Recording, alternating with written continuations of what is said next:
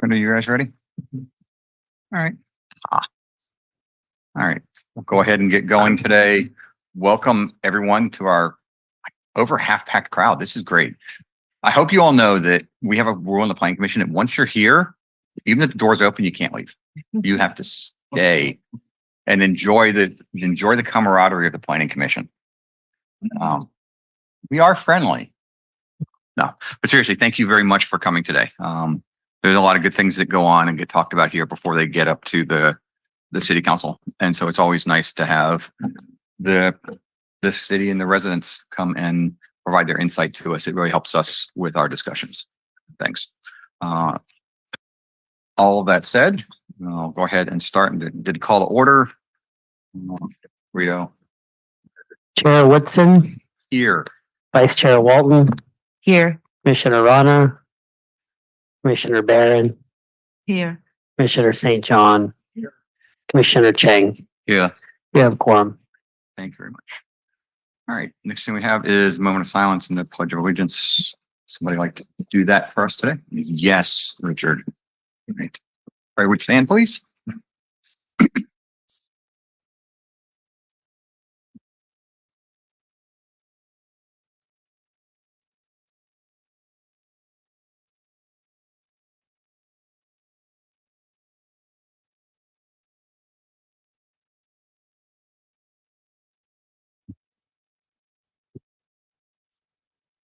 Pledge of allegiance. I pledge allegiance to the flag of the United States of America and to the republic for which it stands, one nation under God, indivisible, with liberty and justice for all.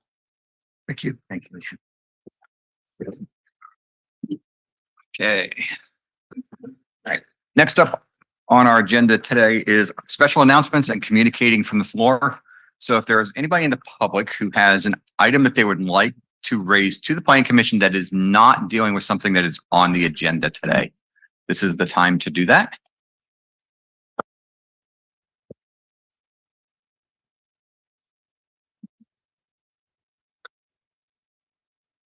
Good evening, Planning Commission Chair, members of the Commission. My name is Brian McCarthy. As you know, I serve on a lot of commissions, boards, councils, but tonight I don't represent any of those. I'm just speaking on my own behalf as a resident of Marina. I've actually come here tonight to kind of engage in some of the public hearings, but for this general public comment period, I just want to really thank you for your service and the work that you provide to the city of Marina. I firsthand recognize how stressful and hard this job can be. As you may know, I once sat on the Planning Commission, served as chair for a couple of years.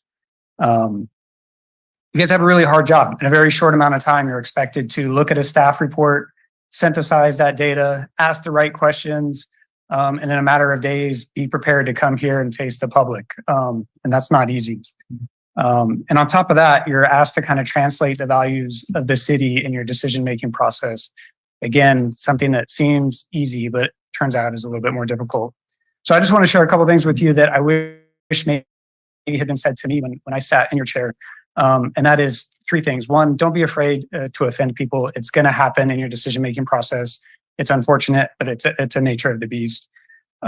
Unanimous consent is awesome when it can be achieved, but also don't be afraid to use the platform that you have to speak what you believe your values are. It's actually a very powerful tool that you have, and sometimes you do that through not achieving unanimous consent.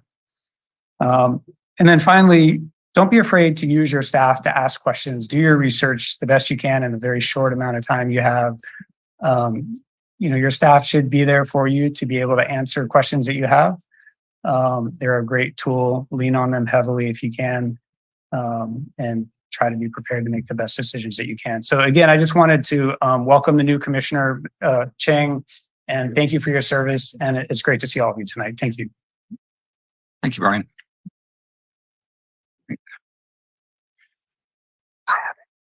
Anyone else have anything to say? Okay. Before we move on, I guess special announcements. I decided I'm going to make this one is we actually do have a new commissioner. This is his first meeting, Paul Chang, who is sitting on two over to my left. Obviously, nobody wants to sit right next to me too much. So, but she does. Sandra does. So thank you. But he joins us. You're coming down from Rockville, I believe. And so he just moved down here and he's taking on this role. So welcome to our planning commission. A little bit different on the coast than inland. I think if nothing else is. And then I don't know, because I was gone for 2 months ago. The other one is we have Galia Barron, who's on all the way on the right at my end. She's been here now going on 3 months, but I missed the first couple of meetings. I was out of town, and so I don't think we formally welcomed you either. So I want to formally welcome you at the same time also. Okay. Moving on, the next thing we have on our agenda item is any ex parte communications for quasi judicial matters. Basically, is there anything that anybody outside that has an agenda item this is on to our staff on the consent side that you wanted to raise or that you talked about that would affect our discussions today? Okay, perfect. Moving on, our consent agenda items today. One thing we have really is the approval of the minutes from the last meeting. Are there anybody get a chance to review those? Anybody have any comments on the minutes or any changes that would need to be raised?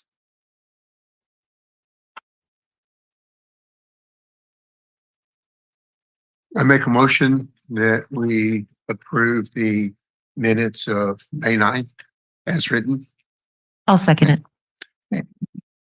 All right, yeah, Commissioner St. John has nominated to approve them, and Commissioner Audra, Vice Chair Audra is Walton. Wow, I can't get things right today. Has seconded that. You can go ahead and take a vote on that. Chair Woodson, Yes. Vice Chair Walton, Yes. Commissioner Rana, Commissioner Barron, Yes. Commissioner St. John, Yes. Commissioner Chang. Yes. Motion passes. Thank you very much. Right. Okay, now we get down to the fun part, which is why I'm guessing all of you are here tonight. So we have on our public hearing portion of our agenda, we have 4 items tonight. We're going to go in order of how they are on the agenda that was published a week ago. So we'll start with interim housing 24 unit design review.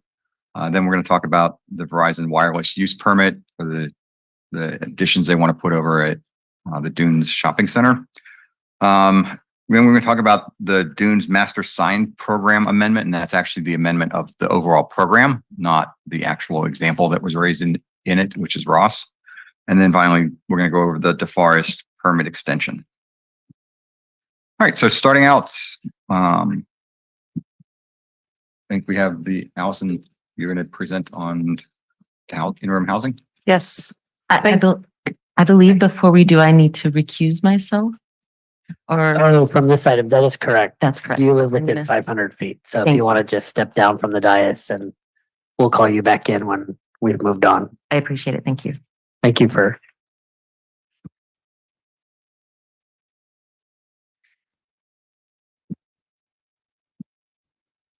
For those who don't know, in Marina, when we have a commissioner who was within 500 feet of an affected item on the agenda in the public hearings, we recuse ourselves from that discussion since it could have a direct impact on us. Okay, Allison. Thank you, Chair Woodson, members of the commission, members of the public. I am presenting on the interim ink design review and sign permits tonight. Next slide, please. The project is described as a demolition of an existing Army era fourplex and the development of a new 3-story, 24-unit supportive housing complex serving interim's low and very low income clients. The project includes 1 manager's unit. The project also includes an illuminated sign on the proposed building's south elevation. Although recent state law allows this type of development to utilize zoning, the density that's allowed under the zoning versus the density that's allowed under the general plan, the applicant has requested 2 waivers through state density bonus law. to the standard zoning rules pertaining to open space requirements and the number of bedroom requirements that are required under the city's municipal code. So for this project, both design review and sign permits are required. Next slide, please. And the project is located in the Abrams neighborhood, former Fort Ord, at 605 Bayonet Circle. The 2.24 acre property is currently developed with a variety of interim products and programs serving a variety of low and very low income clients, as well as some rehabilitation services and transitional and permanent housing. Next slide. So for the development standards, the zoning in this property is residential multifamily, or R4. Supportive and transitional housing uses are principally permitted in this zoning district. So there's no conditional use permit or any other permit to allow that use. It is allowed by right. This R4 zoning district allows up to 35 units per acre. So for the parcel size of 2.25 acres, that would be 78 units total. The land use designation, on the other hand, is residential single family. This designation allows up to 5 units per acre, or 11 units total. So as you can see, the land use designation and the zoning are inconsistent in this case. But other than the 2 density bonus waivers requested, the project meets all of the other development standards. Recent state legislation allows for a variety of exceptions for affordable housing projects, including but not limited to AB 1763, which allows for a reduced number of parking spaces.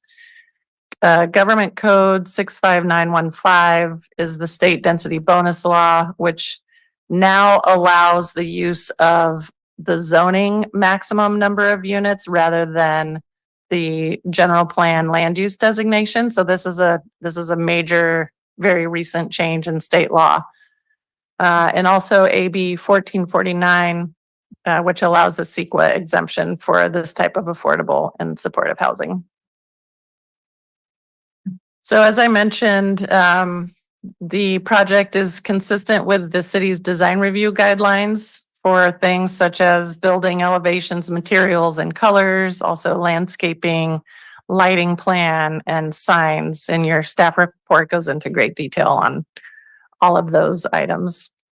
The density bonus does allow this project as a 100% affordable project to qualify for the waivers that are proposed. So even though under the maximum number of units allowed under the zoning, they're not exceeding the zoning density that's allowed, but they can still qualify to request waivers to development standards under the density bonus law because they are 100% affordable. Next slide, please. One item that's come up pertains to water. The proposed development needs to acquire 2.14 acre feet of water. And although the city has water right now that's currently unallocated, the city seeks to use this water for future housing and development purposes on its own city-owned property like Cypress Knolls. The city is not obligated to allocate water to the interim project or any other development project. Interim may obtain water through a number of other sources that are explained in further detail in your staff report. An example of how this would work is the Light Fighter Village, the Veterans Transition Center project at Cypress Knolls, which received water from the Army through the city as a pass-through, if you will, because the city is the local land use jurisdiction. And that's how interim could receive water from a different agency that would have to come through the city, as the city is the local land use jurisdiction. So we're explaining this water in some detail but also letting the planning commission know that the planning commission is not the authority on water allocation. So just a reminder that the planning commission is deciding on design review and the sign permit only. So this is the background on the water situation, but it should not play into the planning commission's review on the discretionary permits. Next slide, please. So here is our recommended motion. This is the same motion that's in the staff report. That concludes my presentation. I'm available for any questions. You have a letter of support that was emailed to you earlier, and there's a hard copy in front of you on the dais. And the interim team is here to make a short presentation, and then they're available for questions as well. Thank you very much for that presentation and for explaining it all for the meeting also to me a little bit. Okay, developer interim, you had a presentation that you wanted to give today?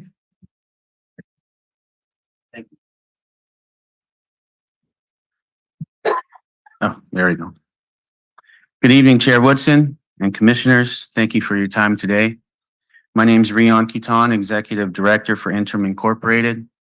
I want to thank the City of Marina staff for your partnership, presentation, and recommendation to approve the Marina Kai Apartments project.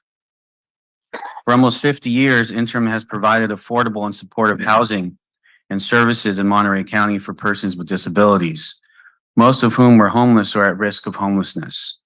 This project continues Interim's mission and helps to close a large gap in affordable and supportive housing in our community. Interim first obtained the current property in 1996 as part of a McKinney property transfer and has continued to operate transitional housing, treatment programs, and support services at this site for 28 years. Interim also purchased 2 other properties from the City of Marina and opened permanent housing at these sites in 2004 and 2014, respectively. There's a tremendous community need for more permanent, affordable, and supportive housing. Interim alone has over 500 people on the waiting list for our apartments. Interim has a 95% success rate for maintaining consumers in permanent housing and takes great pride in how we maintain and operate our properties and the services provided to help people successfully maintain their housing and flourish in other meaningful areas in their lives. To note, I'm accompanied by the project team here behind me, who's here to answer any questions you may have. We want to thank the City of Marina staff once again for your recommendation, as well as the Planning Commission for your time and consideration for approval of the Marina Kai Apartments project. Thank you. Thank you very much. At this point, go ahead and open it to the commission. Anybody have questions? Yes. Commissioner Rana. Yeah, my question is, in the presentation, the developer said that there is a waiting list of 500 people. Are these 500 people the residents of Marina?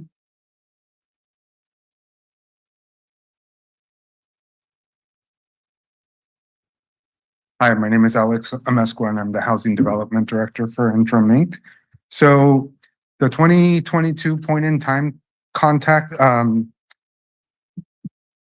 the Homeless Coalition says in Monterey County, there was 1,357 people who were unsheltered. Out of those 1,357, 81 were unsheltered in the city of Marina. So you mean to say that they all are Marina residents, these 500 applicants?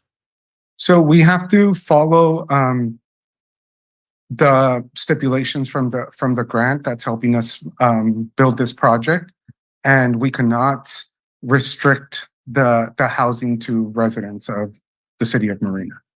It'd be open to Monterey County.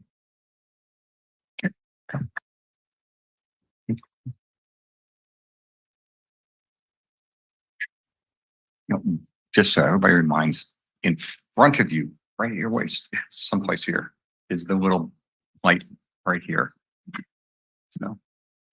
So all you do is turn it on, just so you know. That way it shows up on here, so I know. Right in, like right here. Yep. So if you lift that up, there you go. That's fine. That way it brings over here just so that you know, so that I know that you have a comment. That way I don't ignore you. Now you know. You don't have to, but now you know. You can turn it on whenever, and I'll just get the people when they come up. Yes, that way I kind of have an idea of priority wise. I have a little set of lights right here that turn on. It's a silent way. Now everybody knows the secret of how I actually know who to speak without actually looking at them. So now you know. So that's fine. All right. Okay, Commissioner Barron, you have a comment. Thank you very much. I have 3 questions. I'm not sure they're not about the design, but in general. And thank you very much for what you're doing.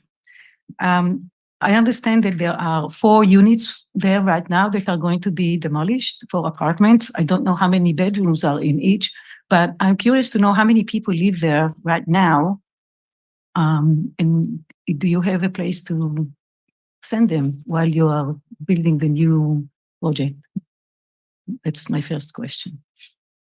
So right now we have, it's a total of 8 beds. So there's 2 transitional units. Their maximum stay is 2 years. So right now, I believe they're projected to end at the end of 2025. So we're looking, a lot of the times our residents that are in transitional housing, we try to work with them to get them onto housing wait list to move on to permanent supportive housing. So they would hopefully move on to permanent supportive housing. And then also there's 2 other units where we have resident managers that are there, and we would temporarily relocate them to either on the site or a neighboring site while we develop the Marina Kai project. You didn't give me a number. Is there a reason? Oh, sorry. There's a total of 4 client units or 4 client bedrooms, and then 2 resident managers. So there's a total right now of 6. 6 people live in those 4 units? Mhm. Okay, so the number is gonna go from 6 people to 24 people plus the manager?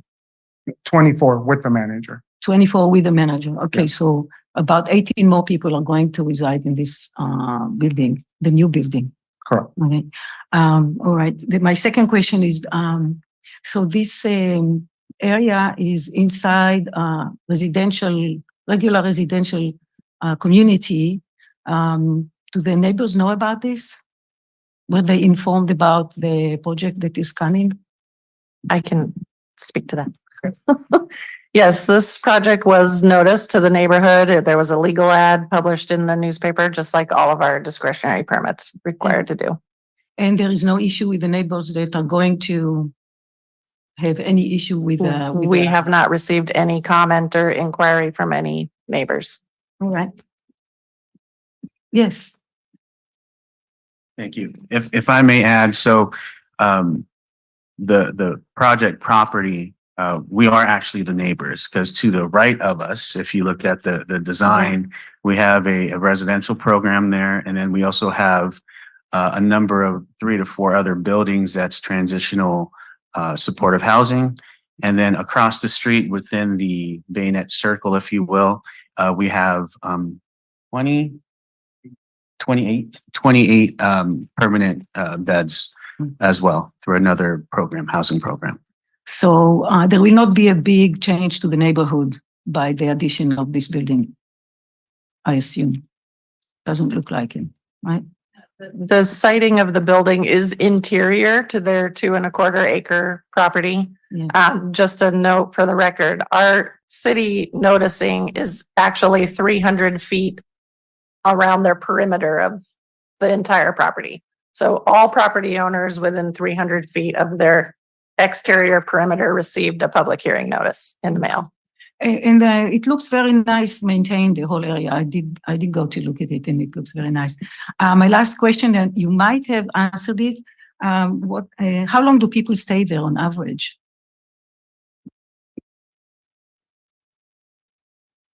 So for our transitional housing program, they can stay up to a maximum of 2 years in that property.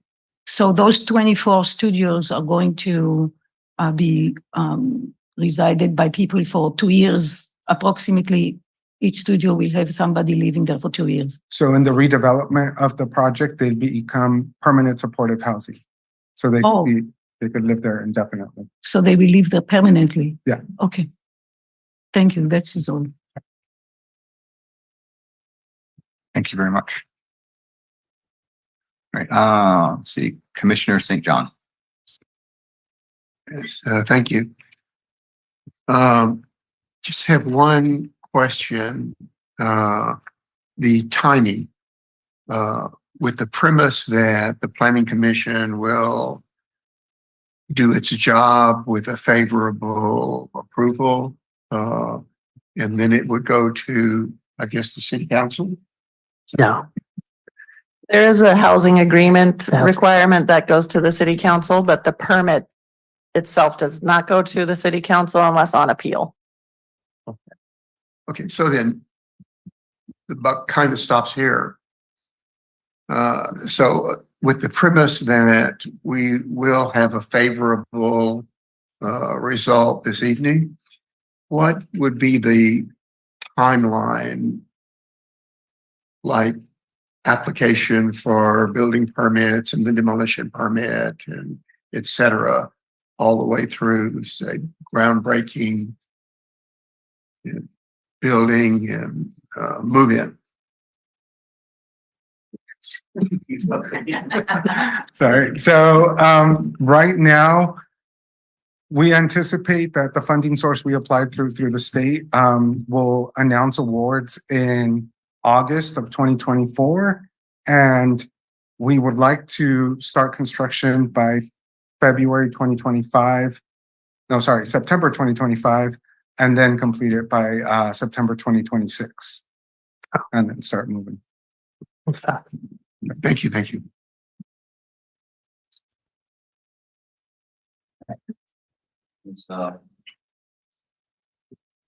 Well, first of all, thanks, Alison, for your comprehensive reports. I really like it, and including the patio, the bike park, and also the flowers. And my question is to the interim company. You mentioned about the funds from the state, and here you're applying for the permit. And what happened when you run out of fund? And how long is the grant that you're going to get? And second question is, how affordable would that be? You mentioned about affordable and the rent compared to the others, and your selection process, who will be entitled? Because you'll be providing, I go into your website, I saw that you'll be providing all the treatments, counseling. That's pretty good. And how much do they have to pay? And also on the other hand, from the city point of view is, if we have all these people that are coming in, 24 of them, do we have the support from the hospital, the police, the fire department? That's another thing we have to consider. And could someone address that?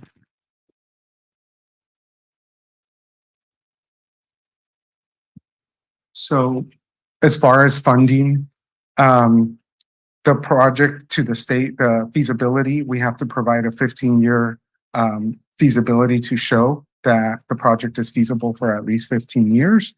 And it requires a 30-year affordability period. So we would have to make sure that the project is affordable for 30 years.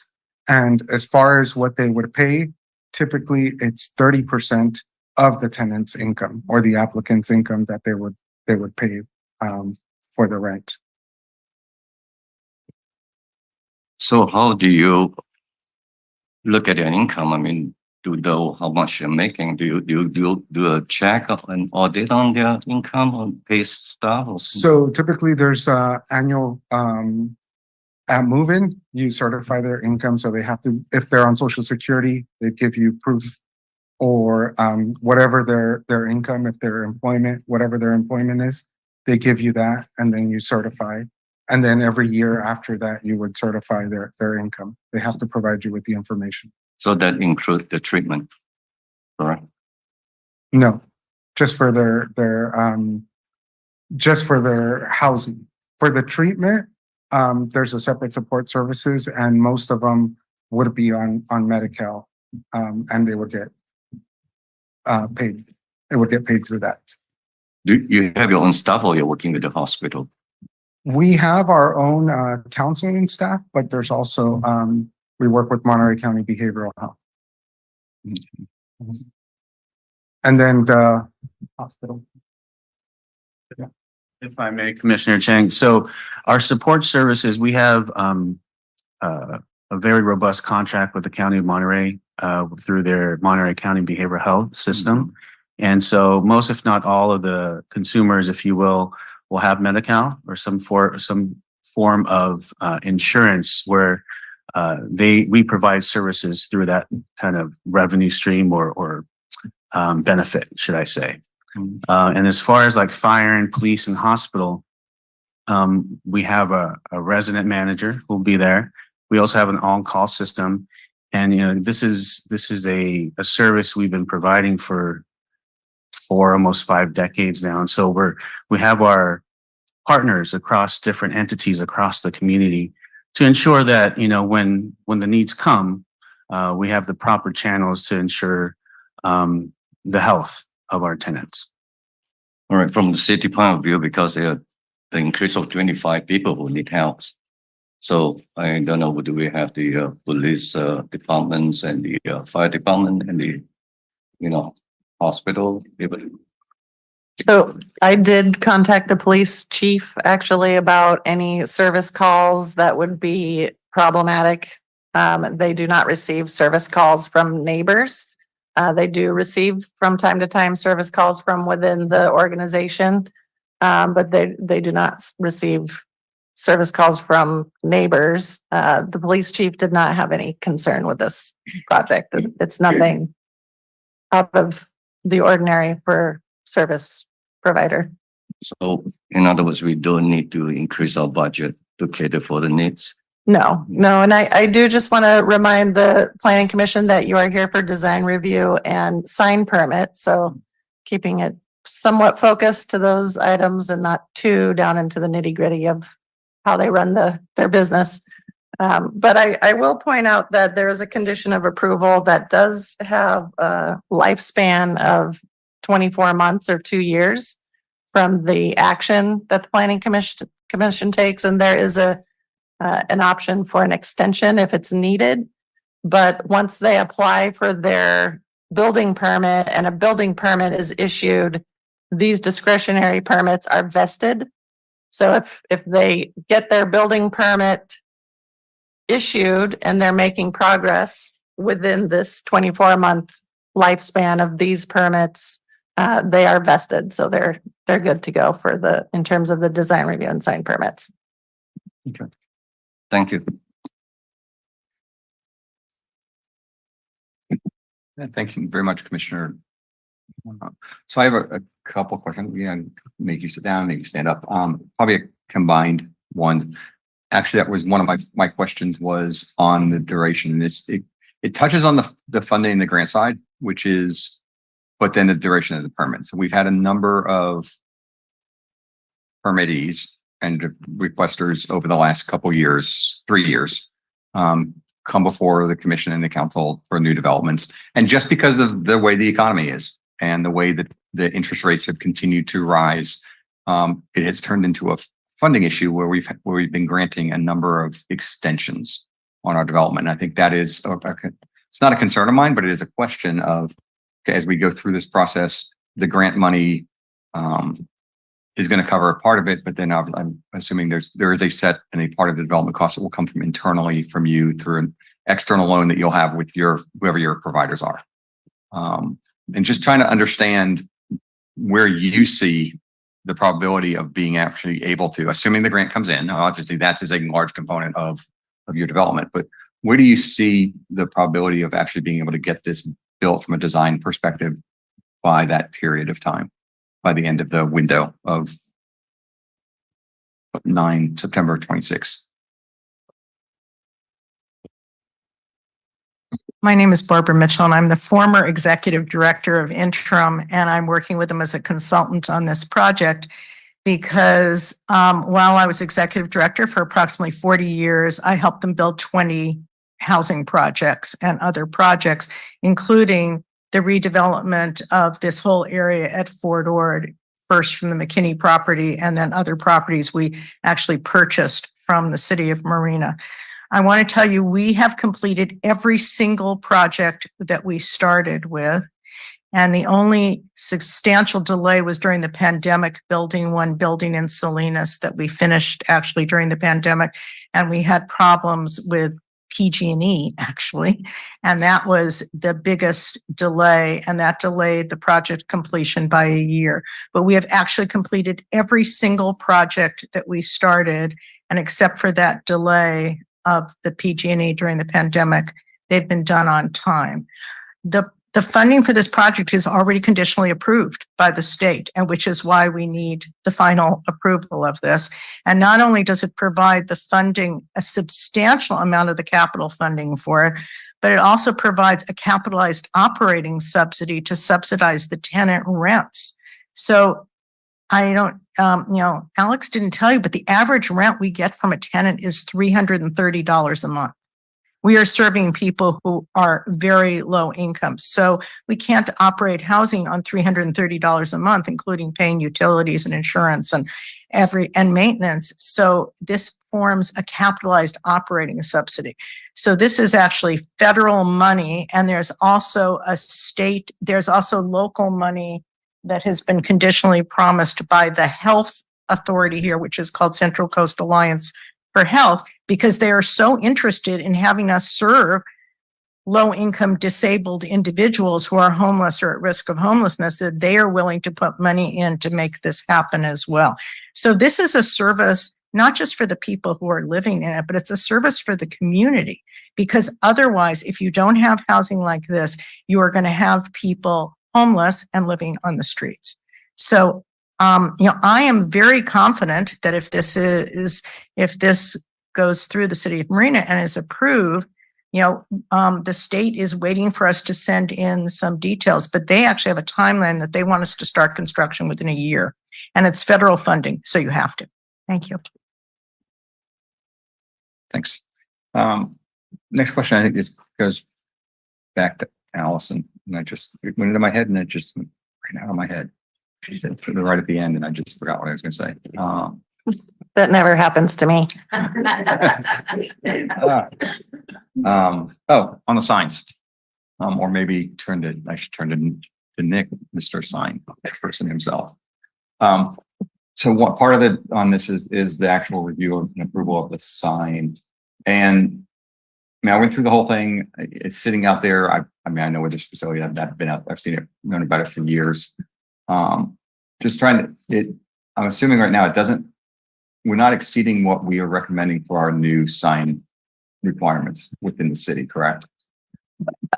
The later item on the agenda is just for the Dunes master sign plan, so it doesn't affect I was this. at a bigger level where we've discussed it before in the city about design standards. The proposed sign is consistent It's with the sign code. Yeah. Yeah. Okay. Yes, I understand the Dunes is completely separate. Okay. Mine was more the bigger city picture. Great. Then the last question I kind of have, I know what it was. Housing element. That the assumption is that the plus 17 that we would get out of this would count towards our BLI numbers, correct? That's correct. Figured it was, but I want to make sure. And then the last one is on the design side itself. And this is more just kind of looking at the area, because that is it's almost an island where it sits out there by itself. I mean, obviously we have Sea Haven that is nearby, and we have the rest of the Preston Park older development that's there that's not being changed. Just from a development perspective, I think what I did like about it was the design kind of matches the whole area. Kind of the higher slanted roof design. I mean, granted, it goes to 3 stories versus 2, which is fine. And we obviously don't have the carports and the garages that most of those units have on the Preston Park side. But I do think that in the color palette, I like that. I just want to provide that comment that I appreciate even though it is a very different and going for a little more modern look than the 1950s weary style homes that were built. Gosh, it's 70 years ago. That styles come and go and then come back, I guess. So I appreciate that. I think the only other one I had, and it doesn't put into design, but it is kind of just a thought process. It's just I'm wondering that. So you're going through this growth here. You did the first growth 20 years ago when you first got the property. Now you're coming back here and you're substantially increasing the growth again. But you still have a lot of the other weary quads and duplexes that are there. Is the long-term initiative to continue to develop this 2.8 acre area into a larger complex over time? I mean, if you don't know, that's fine too. I would say, we don't know. I mean, that's the honest truth. However, that's something that we'll continue to look at as we look at our own properties or ways to expand. And really the expansion is about ensuring that we close the gap in affordable and supportive housing. I mean, that's one of the mainstays cores of interim. And so it's incumbent upon me as well as the rest of my team to look for opportunities, I would say. Thanks. But we don't know as far as. So don't sit down. Because it goes to my last question. Sure. Well, you could sit down and then we stand up and it'd be like, it's like doing physical training. It'd be I'm getting my steps in. 3 at a time. The last question, really kind of building on that, was, are there things that we as a city and commission, so like the transportation system that supports that area, are things in the city that as you look at this growth and you look at adding the residents, because again, you're looking at a sizable increase in your total resident population, especially if it's going to be permanent long-term here, that the city would benefit you if the city looked at down the road?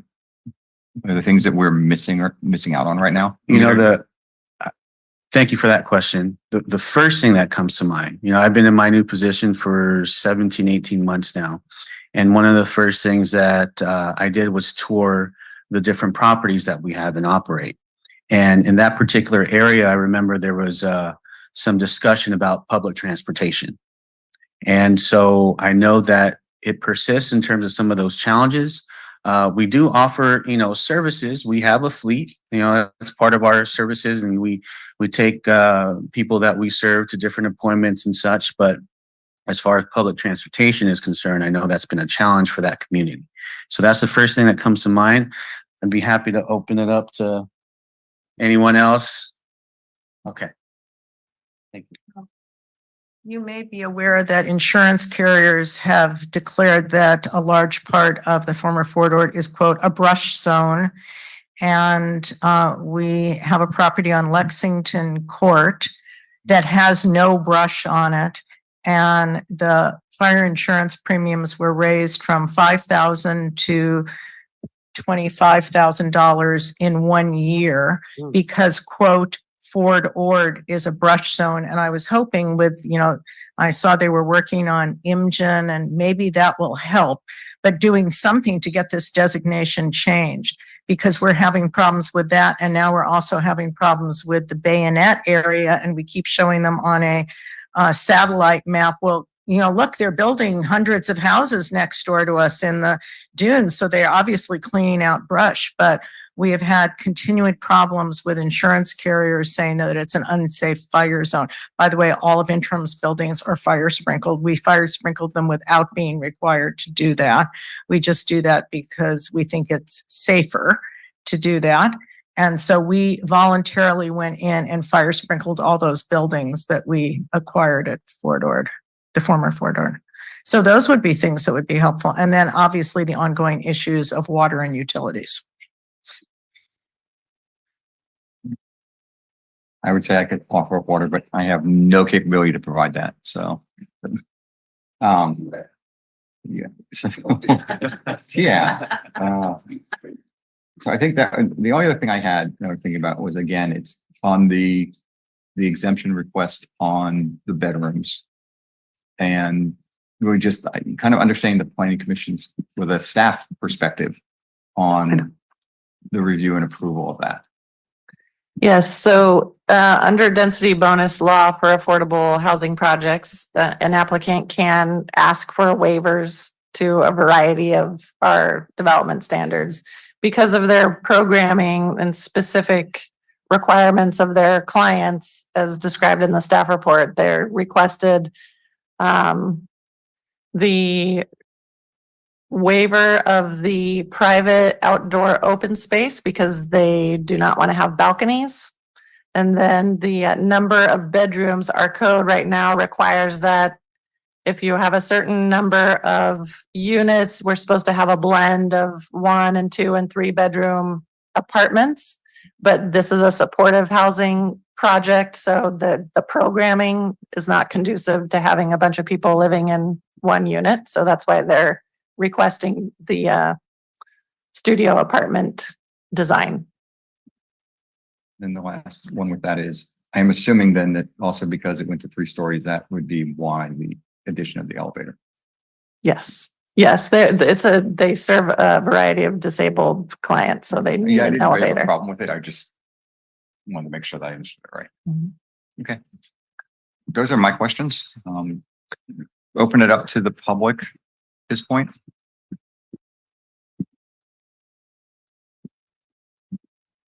I guess I'm the only one.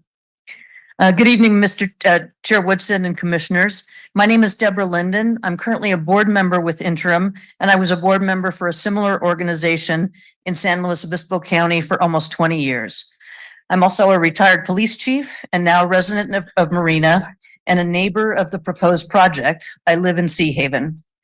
Thank you for allowing me time to address you this tonight. I'm here to express my support for the Marina Kai apartment project and to urge you to adopt the recommendations presented by your staff. As you heard, this project will provide critically needed permanent and affordable housing for 23 low and very low income adults with disabilities, but not just any housing. Supportive housing provided by an organization that specializes in this and does it exceptionally well.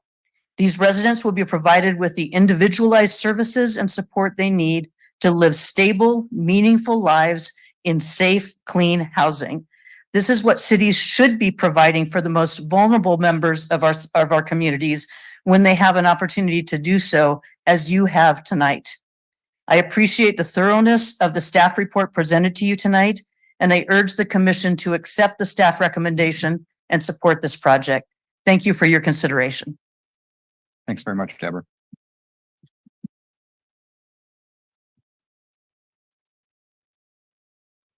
Good evening, commissioners. I'm Audra Walton. You guys know that. And I'm standing here right now just as Audra Walton, a resident of Marina. And I live there just outside of the site in Preston Park. And I really stood up to say a big, huge thank you to the interim team for the services that you provide to our community, the amount of coordination and effort and talent it takes to bring together all the necessary pieces to serve the people that may or may not be able to pay you directly. Takes a kind heart, and I want you to know that I appreciate you. Building and maintaining healthy communities is important for stability and growth of our city. I really love the design of this building. To me, it is modern, sleek, forward-leaning, has a great color palette, and above all, serves our community in a wonderful, healing, and supportive way. I think people will be very happy here, and I'm speaking to lend my support to the Marina Kai Apartments. Thank you.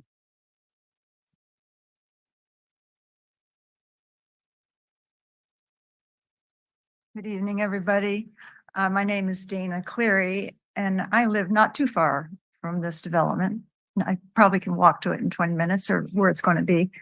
And I'm just here to express my support for it. I have a neighbor whose nephew really needed housing, and Interim is where he lives now. And I was watching him over the years and thinking, if he didn't have Interim, he might be a resident of Marina, but living in the library parking lot. He needed some support, and now he has a stable place to be. He can go visit his relatives, but he has his own spot that's there for him. And that's what interim can provide for people who otherwise really won't have it. I don't think we should be focusing on whether they live in Marina today. This guy did, but I mean, fair housing law says you shouldn't anyway, but people will be living anywhere. They will be circulating anywhere if they have no housing. This is a safe spot. It's well maintained. It will be based on the other building that I see they have, which I walk by frequently. And for the neighbors, it does not represent a bunch of cars because interim's clients are not driving for the most part. So for many reasons, design wise, I think it's great. And social addition to our city, I think it's terrific. Thank you. Thanks, Dana. Anybody else? Okay. Going to go ahead and close the public comment and I bring it back to the commission. We have two, Commissioner Chang. Thank you. I had to say, thank you for what you're doing. It's a good cause, helping those who are in needs. I think this is a community that we have to take care of everybody. And you are playing a very important part. And the design is good and allow them to not only just live in the 1-bedroom apartment or suite, but also allow them to move around. There's a nice patio set for them to sit there and relax. I think great design. Thank you. Thanks. Okay. Commissioner St. John. Thank you, Chair Woodson. I just want to have two things. One, the presentations in the staff report is right on top. It's an excellent job. But that's what we expect from you. But we get it every 2 weeks. Thank you. Thank you. And from the team and groups that have put this together, I want to express my appreciation for what you're doing and what I'm sure you will continue to do here in Marina and in Monterey County. So thank you very much for the jobs, the important jobs that you're doing. Now, I have one minor edit, okay?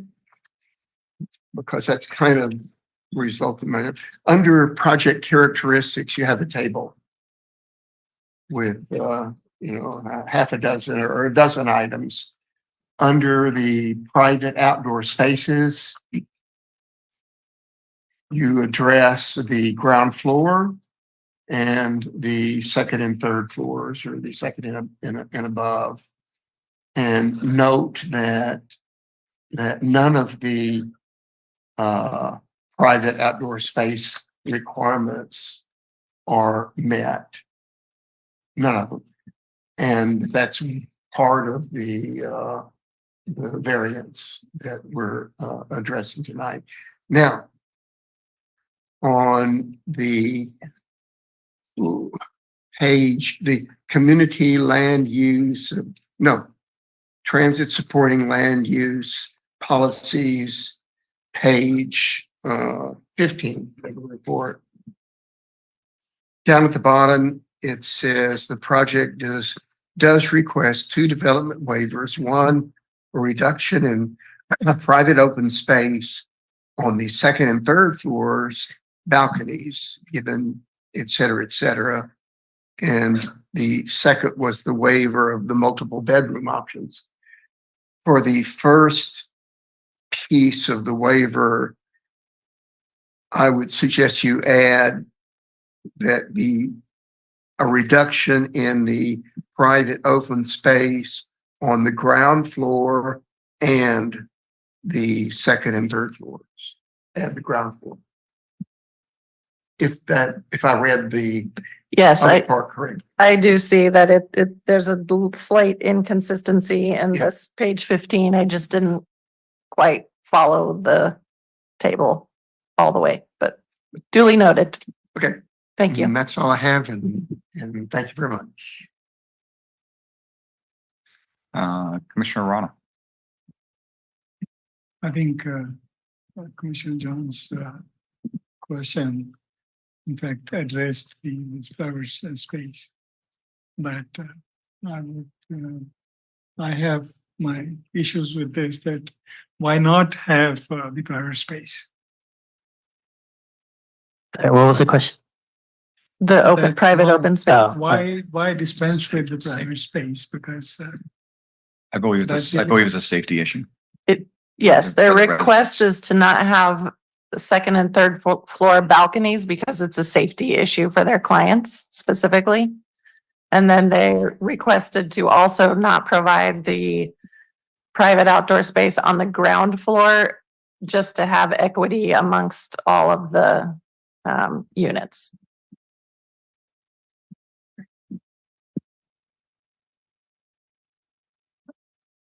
Okay, any other comments? I don't have a comment, but I do have a statement. So I've actually watched your facility over on Pahar Street, mainly because that used to be where I lived or worked for a while. When it belonged to the Alliance for Health. I worked there, gosh, it was 12 years ago. And so I always wondered at the time, I had always wondered who was going to move in and what was going to happen with it, because it's not necessarily in a great place for commercial development. So watching what you have converted that into and how you've taken that space in a very useful area, because it does have ready access over in Salinas. I've watched how that has developed and seems like it works very well. So I see that as a very positive. I see it as a positive here in Marina. I think you're going from 110 or so to 100 and almost 130 almost. So it's a sizable increase for our area. I do support it. I think from a staff perspective, and the reason I asked the question about what we could do is I think it's more just to pass along that we constantly focus on many of our transportation issues that are along MST routes. We look at waivers and exemptions based on major transit stops, and that's how we grant our waivers. And a lot of times we're not paying lip service to them, but they're not as pertinent because our residents and our developers, the residents have vehicles, they can get around easy. This is not necessarily the case here.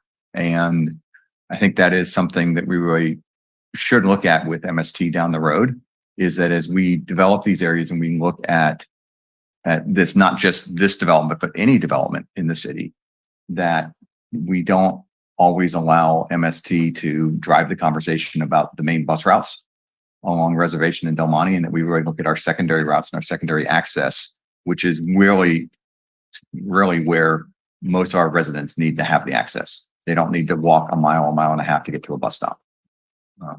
So I will leave that kind of as a request to staff, as we just kind of long-term to think about as we look at projects like this.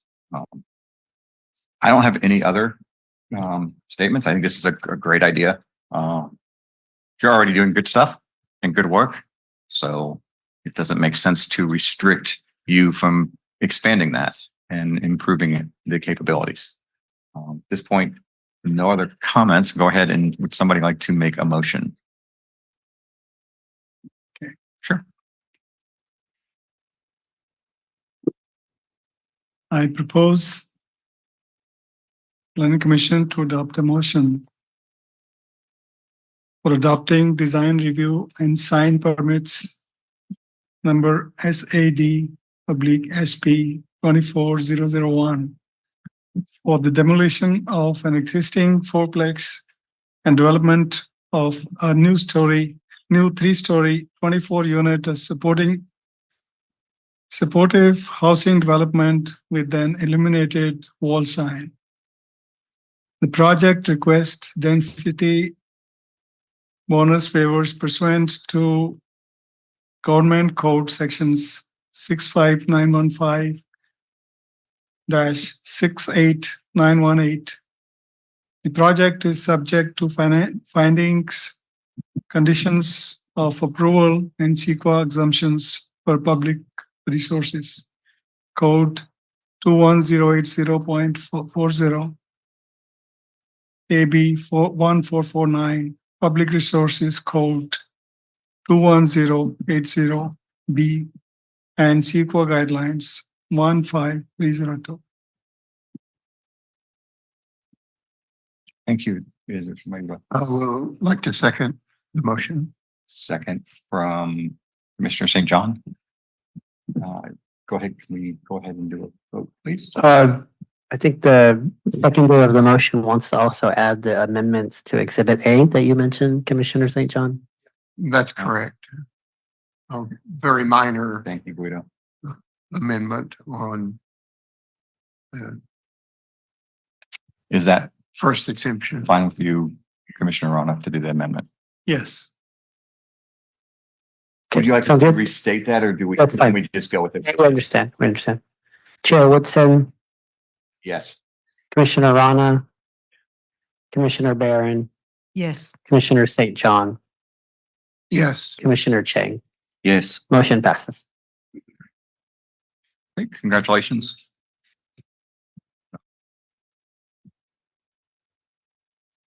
Right. Next up on our discussion is we're going from affecting people to technology. So we have the Verizon wireless use permit. Welcome back. Yeah. Well, you snuck in. Thank you, Chair Woodson and members of the Planning Commission. I'm pulling it up now. Okay. The item before you tonight is a use permit for Verizon Wireless. And we'll get the presentation up here shortly. There you go. Thank you. We can go ahead to the next slide. The project would involve a rooftop telecommunications facility on a 323 square foot lease area and would include screening elements to limit visual impacts of that infrastructure. Next slide.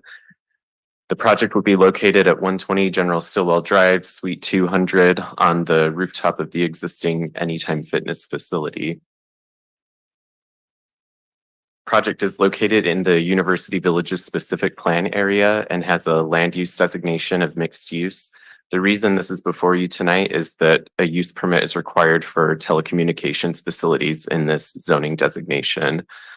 The maximum height for structures here is 55 feet, and the infrastructure and associated screening elements would reach no higher than 43 feet. So it is consistent with that requirement. There would be screening walls on both the front and rear elevations of the building to reduce visual impacts of the telecommunications infrastructure. The project would include a standby generator that would be run for about 15 minutes a day for maintenance purposes, and otherwise would not be in use except in emergencies. And there would be shielded motion sensor lights that would remain off when not in use. The image on the left shows in red areas with poor coverage at 2300 megahertz. And the image on the right shows in green how that coverage would improve with the installation of this infrastructure. The project is compliant with relevant plans and ordinances, including the general plan and zoning ordinance and the University Village's specific plan. It is exempt from CEQA under the Class 3 exemption, which pertains to new construction and conversion of small structures. Staff is recommending 17 conditions of approval for this project. Most of these are standard for telecommunications facilities, and I'll highlight just a few of them here. We are recommending that the project increase the setback of equipment on the rear elevation to meet the required setback for that building. That the applicant submit an annual monitoring report to the city, which is already required by the FCC, and then full compliance with Federal Communications Commission regulations. The recommended motion is in your staff report and on this slide, and I'm happy to answer any questions that you have. And I believe the applicant is joining us virtually as well. Thank you. Thank you very much for Alec, what's the name of your applicant? Madison. Madison. Okay. So I. So do we, is the applicant online? We don't, I think the applicant's actually here in person as or well. applicant's right in front of Yeah. me because he's just sitting here and he's standing here getting ready to speak. And I'm just gonna, that he is the one who's gonna speak about this. Yes, and I'll start with, I am not Madison, who is the applicant listed. My name's Pete Shubin. I work with Sequoia Deployment Services representing Verizon Wireless. Madison and I work together.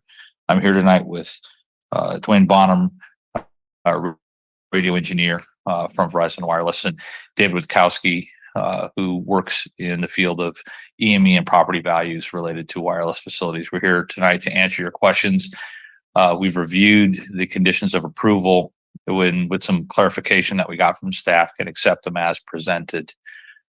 This is a traditional rooftop wireless facility, all equipment screened. Conduit utility connections come up through the building, so you won't see anything on the outside, and finishes will be like the building. That's from a design standpoint. That's what we're looking at. We look forward to providing improved service to the community, the shopping center, surrounding transportation and homes. We're here to take your questions. Thank you. Great. So instead of the last time, we're just saying to just hang out right there. That way we're not going to let you get your 3-step exercise at a time. All right, open it up to the floor. Anybody else have any questions to start with? Oh, she's figured it out. Commissioner Barron, I'll let you go. Thank you very much. I wanted to ask you about this picture. Okay.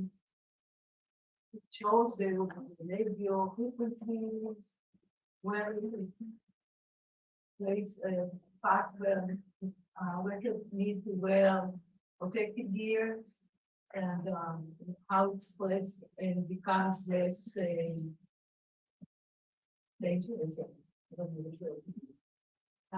So I'm looking at area C.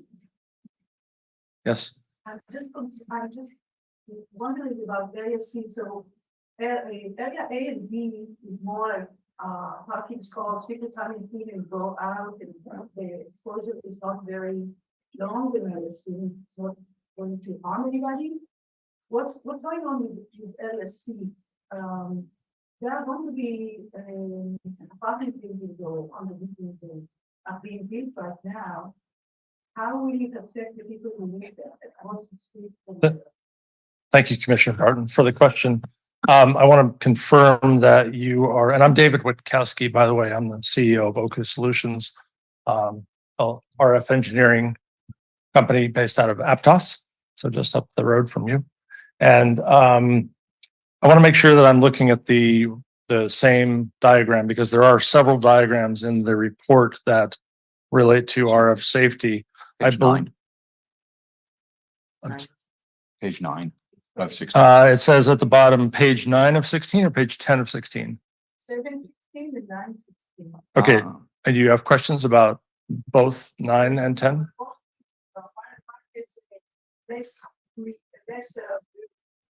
I understand. Okay. Okay, thank you for clarifying. Yeah, and the reason I ask is because these are level diagrams. So the diagrams are at certain levels above ground. In the case of the one on 1016, that diagram is at the antenna level, which is at the top of the building. So if you were hovering in midair, that would be the area where the colors would impact you. But since that's unlikely to happen, that's not going to affect people on the ground. The relevant diagram for people on the ground is the one on page 616. And you can see from that that there are no areas which are blue, yellow, or red, which would indicate areas that would have concerns. So I'm guessing that, so our page, just so you know, your version of the page numbers is not the exact. same version. Understand. Okay. Well, But let's go with the title. Yeah, The title at of the drawing. Thank you. That's a great question, or a great point. At the bottom left-hand corner, it says ground level. So the first one that you have is, should state ground level. I don't. You don't have ground level? I believe all we have is upper roof and lower roof.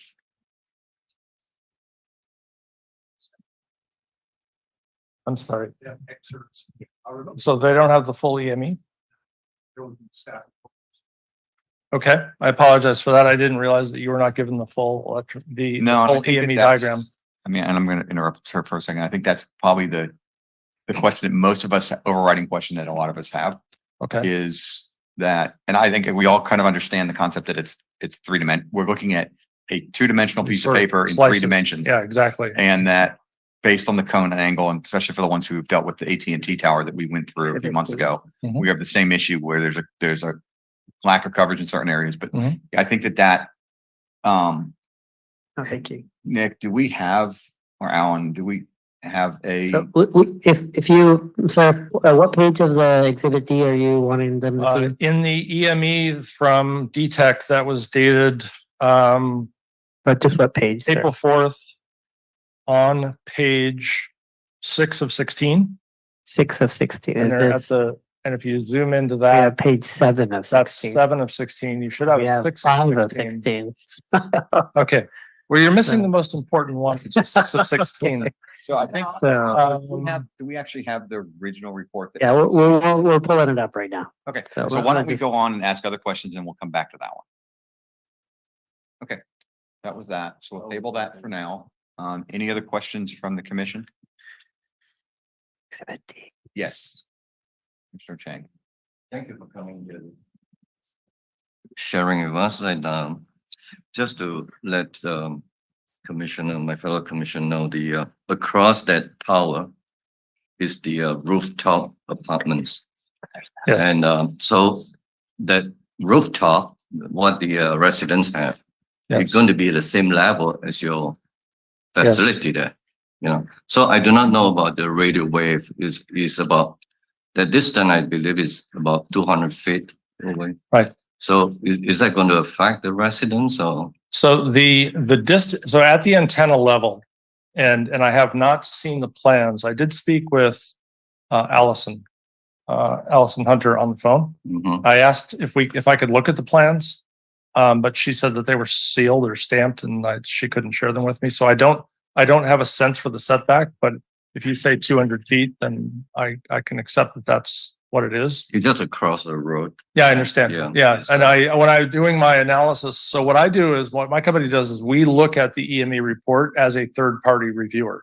So Verizon and the applicant contract the EME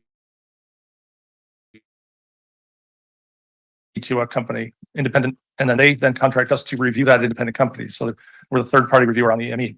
So when I saw this, and knowing the area, as I do, in fact, my daughter's starting school at CSU in the fall. Oh, Go Sea Otters. And she was we were in that area and I noticed that they were doing some construction. So I called the company and said, I called Allison and I said, can I see the plans? And she said, no, I couldn't. So I have not seen the plans, but if the setback is 200 feet, then in my professional opinion, there's no issue. And the reason why is because at the antenna level, the distance at which the levels would exceed the FCC limit are 96 feet. And so presuming that the building is more than 96 feet away from the antenna at the antenna level, then there is no cause for concern. well, you know how generally residents feel. They like to have a good Wi-Fi. Uh-huh. They like to see the facility near them, but yet they don't want it to be too Yes, close. yes, that's everyone wants their phone to work, but they want the equipment to be somewhere else. So I encounter that. No, that's good. It's not Always. affecting them. I think then they have good Wi-Fi. And I think that's really critical. It is for a lot of people, cellular is their go-to technology for communications. Typically people are not using landline phones anymore. And cellular is for some age groups, like under the age of 34, 18 to 34, it's 87% of the population is cellular only. They do not use landline phones. And so demographically speaking, younger populations tend to want that connectivity. And it is supportive of property valuations for that reason, because as younger people are beginning to buy properties, they are looking for that connectivity. I like the design, how you camouflage it, and then the paint work, is blending with the building. I think that's pretty good. Thank you. Thanks, Commissioner St. John. Yes. Just looking at this picture that's on the screen, I guess we're looking down at the roof. Yes, yeah, this is In a satellite image of the building, and the levels are imposed upon on that satellite image. Okay. So this is a composite, like we're looking through different levels. Right now, this level that's shown on the screen is the ground level. If my aging eyes are not, yes, so this is ground level. And so with ground level where it's green, it is below the FCC's limit, and so it's safe at that. It is not above the FCC's limit in anywhere where it's green. If it's blue, yellow, or red, then those are areas that would need what we refer to as mitigation. But there are no ground level locations that require mitigation. What I'm more concerned with is the roof level and what other equipment, Yes, infrastructure is sitting on the roof. and that's an excellent question. If staff would please go to the roof level diagram, I can explain what's going on there. What page of Yes. Probably 2 pages. That would be, so there's lower roof, but in fact, if you would please go to page. Yeah, actually, if you go to page 1216, then I can show you where the mitigations are. So we did identify that there are some areas of the roof that are potentially at issue. And so those will require what we refer to as mitigation, meaning that they have to be, access to that area has to be restricted in some way. That is done with signage, barrier chain, a variety of things. And so the report actually has the recommendations for what those mitigations should be. And that will prevent anyone who is not what we refer to as occupational from going into areas of the roof where there would be problems. So they would be warned before they go on the roof by signage. They would then see signage on the roof, and they would also see barrier chains or other means which would alert them that there are areas of concern. And at that point, what they would do would be to contact Verizon to have the equipment turned off so that they could do HVAC maintenance or plumbing or whatever they needed to do. And there will be a number that they can call, which is on a sign before they even get out on the roof. They can call that number and say, please shut down site number, and then the site will be turned off. This appears to be a very busy roof.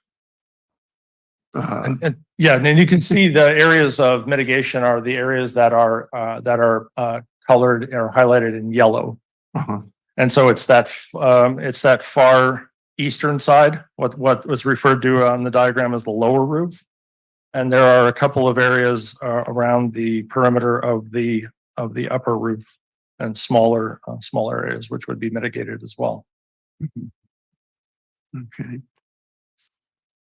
Well, I guess my concern is how well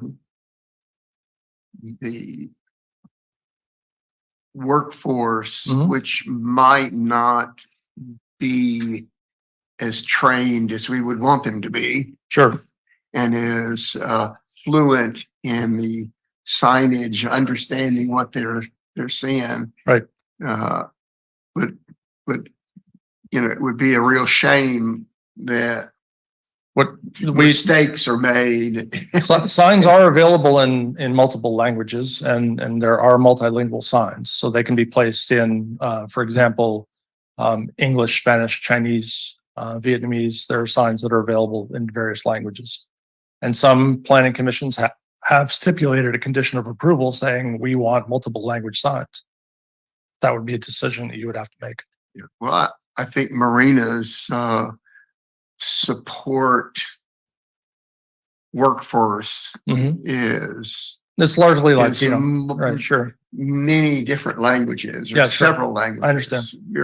We're quite a diverse community. Yeah. Especially Spanish and Yeah. somewhat Pete Shubin has some Korean.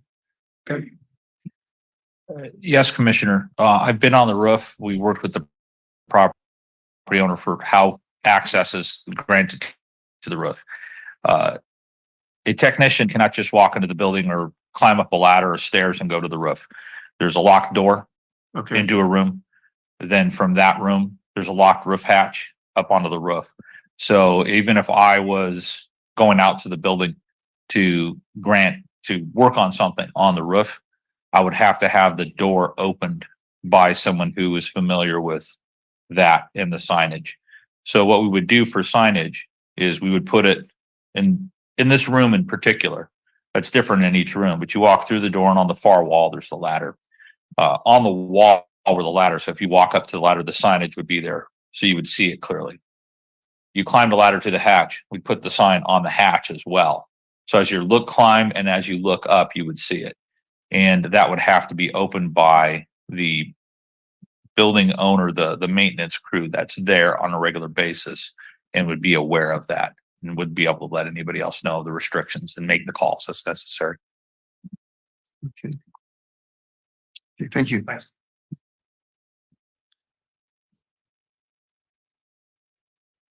Lots of comments. All right, so I think we'll go back to Commissioner Walton. You haven't had a chance to speak yet. Thank you, Chair. I'm wondering if you've heard a few of our concerns here, and I'm wondering if you can help us with our concerns by providing examples from similar rooftop towers that have been successful, and maybe give us some ways that you had to mitigate where things might have not gone as well as you thought. Thank you. That's a good question. Do you want to talk about other rooftops that you've done? And I could talk about the one that I did recently in Brisbane, if you wanted me to do that. This type of, I'm Dwayne Bonham. I'm engineer for Verizon Wireless. Been working for Verizon Wireless for 35 years now. Rooftop sites are very common in areas such as the core Bay Area. In many cities, rooftop sites are pretty much the norm over tower type sites. And so this is a very common scenario where we have to go ahead and mitigate a portion of the roof utilizing chains. We tend to overdo it. When we're looking at mitigation of sites, we're very conservative. And I think David can speak to that, but everything that is done when it comes to mitigation is done using worst case engineering scenarios. In other words, every transmitter on that site is activated at the exact same time and at the maximum power possible. That is a scenario that in real life you're really going to never achieve. First of all, the area that's mitigated is an overstatement of reality, but that's what the FCC guidelines are. And that's what we do. When we verify that every year. Our technicians are trained that when they go out to the site, they check the mitigation, they check the chains and barriers. Things that have happened on our sites is we've had work crews who are maybe moving an air conditioner, they turn on the site, they move the barriers. Sometimes they're portable on the roof so that equipment can move through. They'll move those. So we make sure that we mark that area so that they can be put back. And our technicians are trained that whenever they go to a site, if they see anything is wrong with the barrier, they report it or they repair it immediately. or the site is turned down. Sorry, the site is what?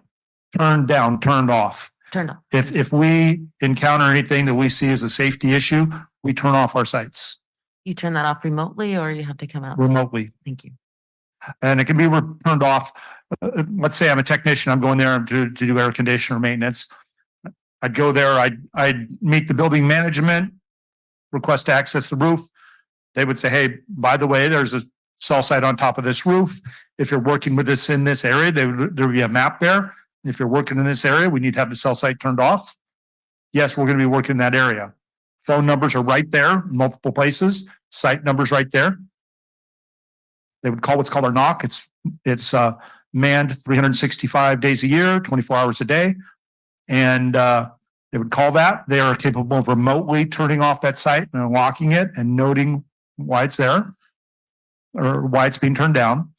When the technician leaves, they'd be requested to call back in and we'd turn the site up at that. If it goes on for an amount of time that we're not expecting, we would send a technician out to go and review it. We'd meet with the building management, say, we're turned down. We don't, did this work get completed or are they gone? Verify that. And with somebody on site, then turn the site up and make sure everything was in place. Does that help a little bit? Thank you. My turn. So, and then I'll come back to the other two commissions. I have a couple of questions. I think kind of approach over a number of things. The first is that over time, this is I'm assuming then this will be a dedicated Verizon facility and that there isn't, because of the way it's built, there's really not the ability to add other providers. Chair Woodson, that is correct. This is designed specifically for Verizon. Having Verizon on the roof does not preclude somebody else from also locating on the roof if they could find the space. But the screen walls, the equipment space is just for Verizon Wireless. Okay. Thanks. This is the first question. Next question is potential growth over time. So typically, like when we looked at when we were thinking about the tower for AT&T that's just up the road here. I mean, obviously, when things change and there's a tower, we want to consider that from a permitting perspective. When you're looking at the growth here and changes over time as we grow, as technology changes, and maybe it's the staff issue conversation also, is what kind of become the conditions to ensure that we are, like, I guess, public proofing, operationally proofing the site so that the flexibility is there, that if growth comes in, that that Verizon is able to meet their needs, but at the same time ensure that the community needs are met. So we have condition of approval number 7 talking about additional antennas.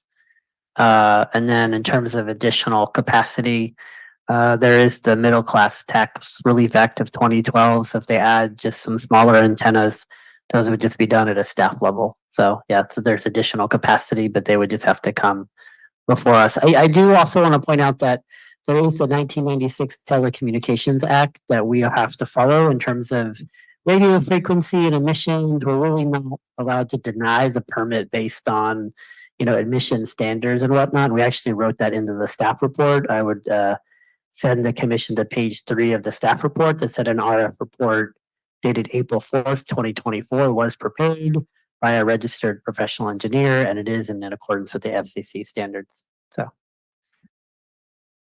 And did you have anything you wanted to add to what he said? I'm sure in the future at some point we will have the need to add technology to the site. The site is being designed and everything that's been submitted is with all technology available at this time that we're utilizing the Central Coast. There's some other technologies that we just don't use because they don't make sense in this market. But that is a fully loaded site. I would not see it needing to have capacity added to it for probably 5 years to 10 years. If we do add capacity to a site, we go through whatever permitting process is necessary.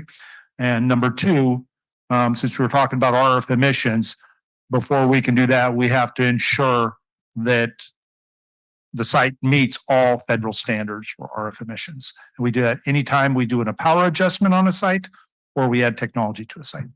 Okay. And we do it annually also for all rooftops. And then last question I have, statement that I want to make is backup power. That was an issue that came up actually when a rooftop was added to a facility off of Moonhurst in Monterey. Oh, gosh, no, it's 10 years ago, 12 years ago. I lived over there at the time. It was a big issue at the time because they didn't have the capability to provide that. So they were replacing a tower that existed and then replacing it with something without it. So this isn't new. This is a new facility. But how does that work in a situation because you're applying it on top of a building? It's a good question because we end up with a solution that you don't typically see at a cell site, and that's a natural gas generator. So if you look in the plans on the roof with the equipment, you see, the traditional cabinets that you typically see on a site plan for a wireless site. And then the generator is natural gas. So if we were on the ground, say it was in the parking lot, it would typically be a diesel generator. The state would actually specify that. And when we go up onto a rooftop, the diesel storage complicates things on a rooftop with day tanks, lift tanks, a whole bunch of other necessary equipment. So what this facility has is a natural gas generator. There's existing stub outs for another meter from PG&E at the back of the building. The developer of the building placed spare lines in the building from the utility room from that area up to the roof. Probably in the event of adding a future unit that would have used natural gas. So we're going to use one of those, get a meter from PG&E, and then if there's an outage, the generator will run when the batteries exhaust. So there's two backup power systems. There's the batteries, the natural gas generator that runs. And staff had actually mentioned earlier in their staff report that it would run 15 minutes a day. Something we noted if it was going to have a question. It's a week for testing. So maximum of 15 minutes for testing once a week. What happens is it goes on typically mid-morning on a Tuesday through Thursday, gets scheduled regionally. How they do that from, as Dwayne had mentioned, from the network operations center, they could shut down things and turn things on remotely. So the generator would turn on, it would test its sensors, say, yes, I'm still operating properly, shut down, so it will be ready to maintain service of the facility in event of a longer outage. Okay, I thought, so day or week. I thought it was 15 minutes per week, Nick. That is correct, per week. It is 15. All right, you said day, and I thought it was 15 per week. Yeah. And then, sorry, I'm just going to keep doing it because now we're talking power failure. So we're on natural gas, and we live in a earthquake zone. And so Correct. Natural gas gets broken and shut off. Is there then still an alternative to bring a generator in and hook a generator to it? Yes, there is. So you can, so if you have a triple failure, your batteries run out, natural gas is shut off, and there's no way to reset the simple earthquake valve on it. There's no way to reset the earthquake valve, and you need to bring out another backup source. That would be a mobile unit. That would be a traditionally trailered unit, diesel. It's very rare that we end up with going to the third backup power system in an event like this. Not many people have earthquakes as a standard part of design. Yes. Okay. All right. Thank you. Those are the questions I had for now. Go back to Commissioner Barron. I think you were up next. So I get an answer for Yes. legacy. Right now, as far as I noticed, they are building 2-story Right. townhomes right across the street from there. Yes. And I'm afraid that people that we move in with their head, once they find out there's an antenna across the street from the window. I don't know, maybe it's more than 96 feet, but from the picture, it goes across from the street, from the Right. road. So it might, from the roof level, so it might hit those second floor windows. So here's what I would like, Guido, can you pull the report back up? Pull the pictures on the back side of the building, looking across the construction, which is like on the 5th or 6th page, I think. Chair Woodson, Yes. Yes, just real quick. I can't hear Commissioner, who's on the Barry. end. I'm sorry, I did Baron. not turn That's my okay. Speak Just into the want mic. mic. I just turned it. I'm sorry. Shall I ask it again? Shall I say? No, but I think, so if you can pull up the report that has the, I think answer, I think they'll make it easy to answer. Because looking at it's a scalability issue, or a scale. So if you can pull up the report and pull up, I think it's, I don't know, I want to say page 6 or so, that has the actual photos looking at the back of the building across the construction site that shows the road, the back road, The PowerPoint or the report report. itself? the report itself. Which page of the staff report? It's for me, it's 916. No, I want to show something else. 5 or 7. I think it's page, It's a photograph. it's a photographs. Yeah, I think it's page 5 and 7. No, so, it's the next one. No. Hold on, I'm sorry. I've got it.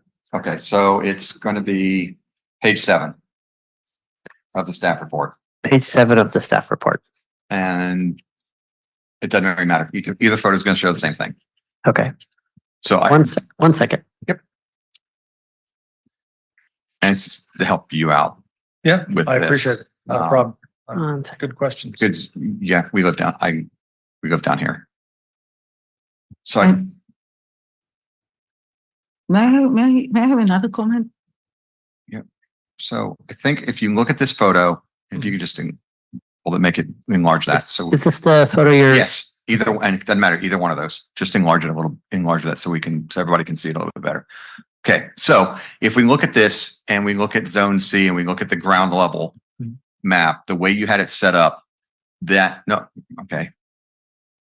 Up or down a little bit.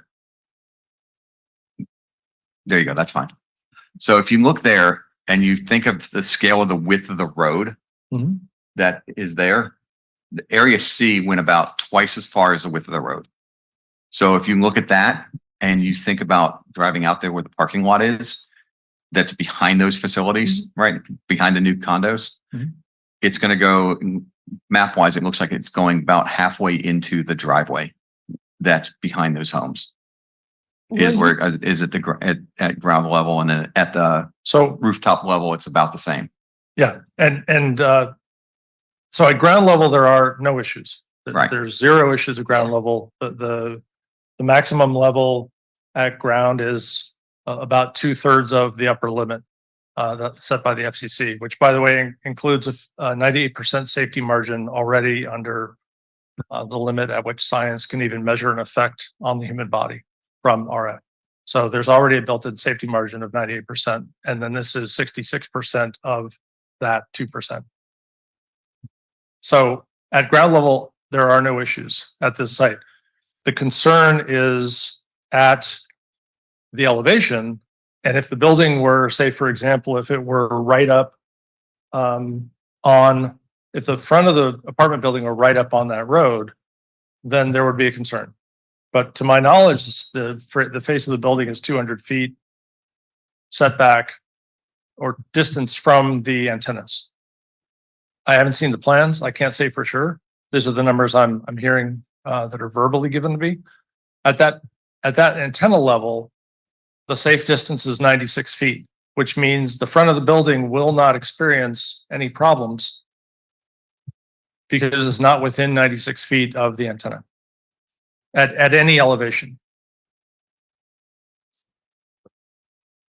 I think I gave the number 200 is a guesstimate, looking at the Google map. No, that's why to me, it's a scaling issue. So I think, so if we take this and we realize where this is and just and this is to the commission, if you look at the map and look at how wide the space is from the edge of the right-hand side of the parking or the right-hand side of the road through all the construction materials, because that's all open space and parking areas under the current design, the way it's being built.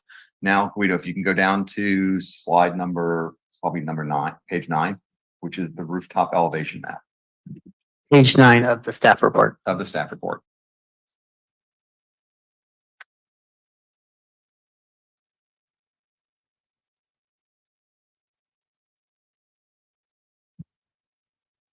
Page 9 is just the final page. So. Well, okay, then page 84 of the entire, page 80, it's ultimately page 84 of the entire packet.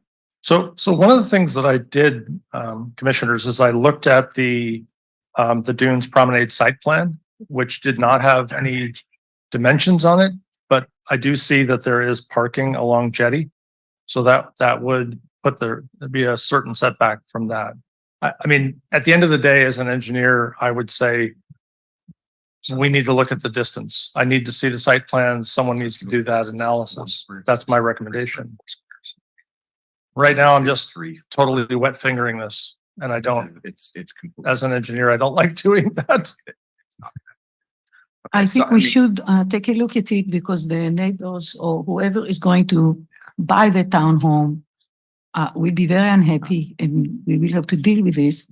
And there are other buildings in that shopping center who are taller and farther from residential areas. There are big parking lots going on there and buildings that are closer to the freeway.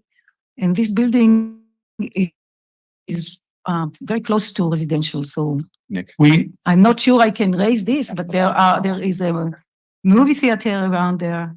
There are the other big stores that are facing the freeway where there are no residentials. So that specific building might have some problems there we with the go. neighbors. So I think, let me add to that one. So I think to clarify what Guido said, and this is one, because there are a couple of things we can't address. The siting pictures and the choice of where they want to site, we can't control that. All right. So from a radiation perspective, so we can ask them why they didn't put it on the hotel or why they didn't do movie theater or this, but ultimately that's not we don't control that. We can control the permitting side of it. The reason I wanted to bring up this diagram is now that we kind of get a picture of how wide that area is of that construction area. Now, if we do this, and if you zoom in a little bit, and I'm just going to count squares. Yeah. If you count the squares, the width of the road is 4 squares wide.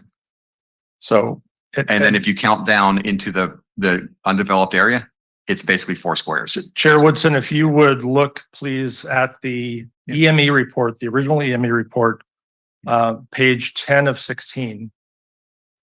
We just don't have it. But he put it up because he had the ground level diagram. So I think he has that document. I mean, in the end, I think the issue is that it drops off in the back where that parking lot is.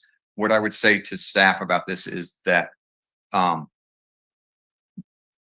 we should work well with our developers, and it would be nice if Shay, given how much they come to us for things, would actually work with us on other developments that we want to do that impact their customers.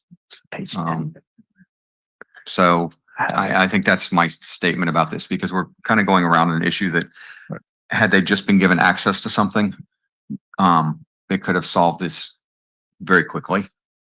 And that is frustrating to me at the moment. So let me reiterate that at the ground level, no issues. No, this isn't you. And it's 96 feet away at antenna level. It's 96 feet out from the antenna on the C sector. Yep. And as long as there's nothing within 96 feet at the antenna level, then there is no issue. It is FCC compliant. Yeah, the only thing we're going to have there in that area, What page of the site plan? this is in the photo, is that's right where the letter C is in that diagram is going to be permanent parking for housing, and they've got slant parking. Right, but that's ground level. But it's right, and so this is 90 feet above, 40 feet above it, so it's not going to make a difference. That's my So exactly. I get it. Like I said, my challenge right now is not with you. My challenge is with one of our other developers who come to us for lots of things all the time. And it would have been nice if we could have worked together on this a little bit, Guido. I get it. To the chair, so we can show the commission that the antenna to the promenade area is 143 feet. And because we worked very closely with the Dunes development, we actually did confer with them. They had no significant issues with this permit. And we also have Doug Yount on the call if there's questions from the actual Dunes development team. I mean, 143 works. I mean, that's over 96 feet. So I think we're fine with it. It would have saved 15 minutes worth of questioning if we had been able to share that.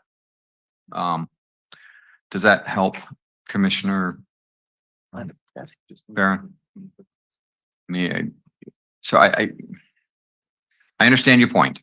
And I think that that comes back to one of my questions, and I'll come back to you in a second, Commissioner Rana, is that it is 40 feet up. For the people who are living right there, I think there is a perspective that they're going to now have houses literally sitting across and looking out. But it's no different than what we run into in a couple other areas where we have larger construction goes in and it creates visibility issues. It's what you get when you start and what you get when as development goes on. It doesn't always match your perception of what you think is going to happen. In this case, they haven't moved in, so. And I have done some research, some hedonic analysis on property valuations, and I published a study on that topic if you'd like to talk about it. So if that's totally would, but not tonight. Okay, right. Just because it's interesting. Can we know the title of the study? Yes, small cell impacts to real estate valuation, joint ventures. So go to jointventure.org/wireless. On the left-hand side, there are a couple of covers. And then if you click on wireless resources on that website, that's where all of the studies are published. There was one in 2012 and then one in 2021. Short summary is we found no economically significant devaluations. We looked at 12 million real estate transactions. We looked at every real estate transaction in the state of California between the years 2010 to 2020.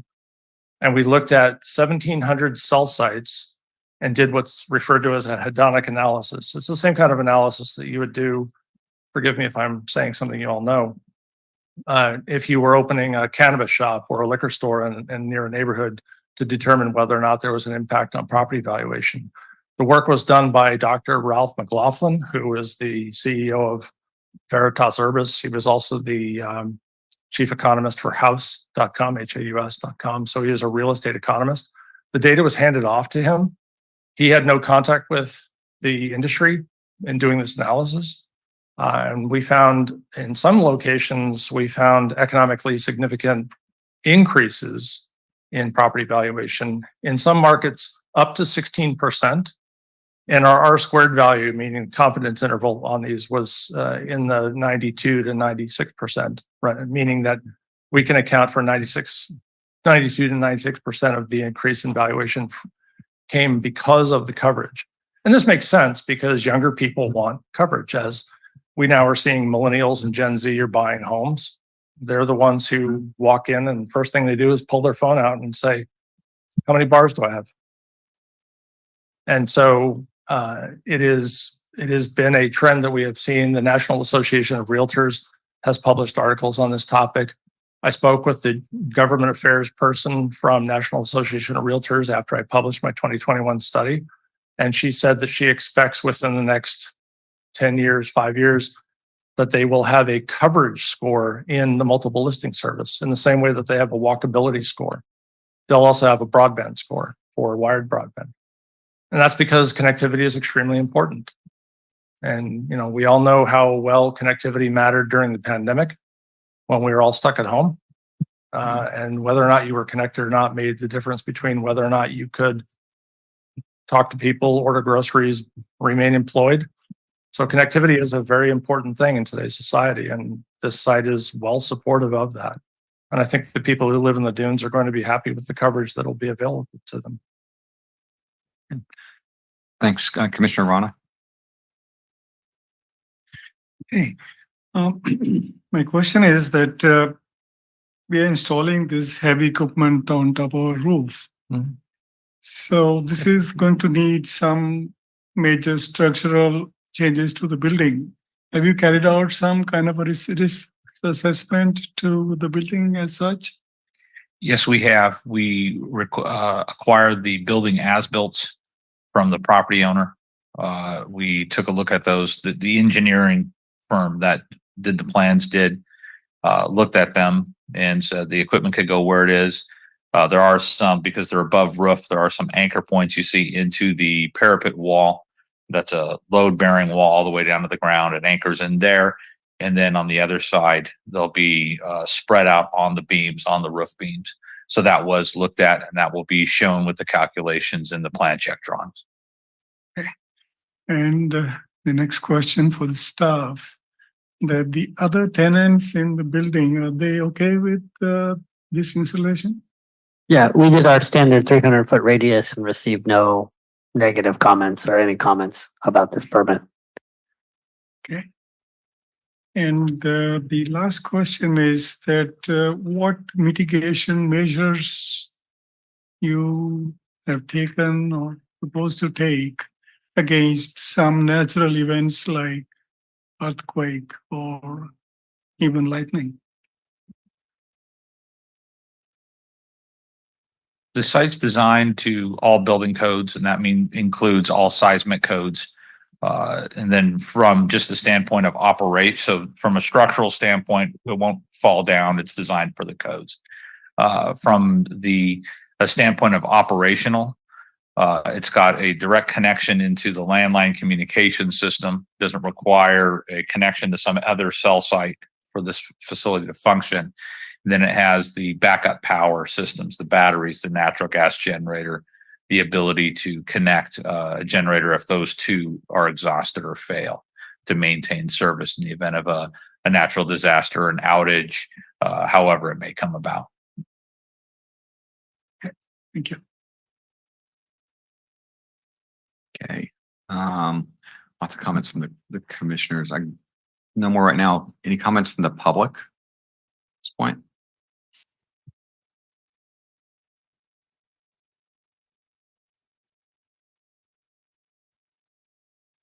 Thank you, Chair. Brian McCarthy, I'm a resident of Marina. I've spoken previously when this commission and the city was evaluating a cell tower that was on city-owned land.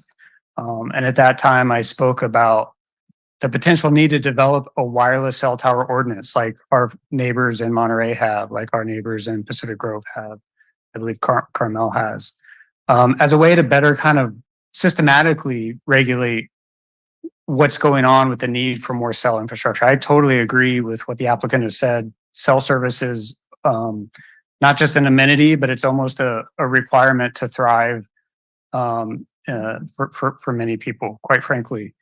But there's some things that I think the city's missing out on by not having an ordinance, the requirement to co-locate to the greatest extent possible, right? Like Verizon, as they should be, is really only worried about Verizon and their business success. But the city could potentially create an ordinance that would really encourage co-location to a greater degree so that we don't necessarily have to build a bunch of towers, right? But we can build a few and have all the services on that one tower. I mean, it really is, in my mind, an equity and an equality issue for people who have different providers.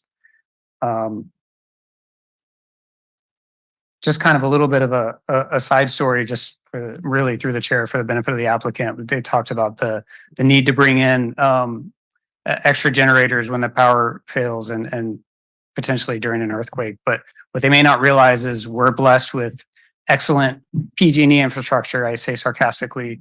I live next to an equipment tower that has had to have that truck twice in the time that I've lived there for a week at a time. One time it was quite frustrating. And then the other thing, just anecdotally, is this need for residents to know who to contact when there are problems. That same equipment tower that I live near had a failing fan that I could hear from it's about 100 feet from where I sleep. And I could hear it, kept me up at night. And I just didn't know who to contact. Once I contact that knock that the applicant spoke of, it was resolved fairly quickly. But making sure that the city can help residents be pointed in the right direction when there is a problem. And then lastly, I just want to say I agree with the comments from the chair and others about proximity to this Shea property. And I would hope that Shea is fully aware they may or may not be required to disclose during the sale of that property that there are these impacts. And so I hope the city is working closely with that property owner to make sure that they're fully aware of the impacts of this tower on them. I think those are my only comments. I appreciate. I'm, like I said, generally in favor of these telecommunication projects that provide access to this utility that is so important for so many people. Thank you. Thanks, Brian. Anybody else from the public? We do have somebody online. Okay.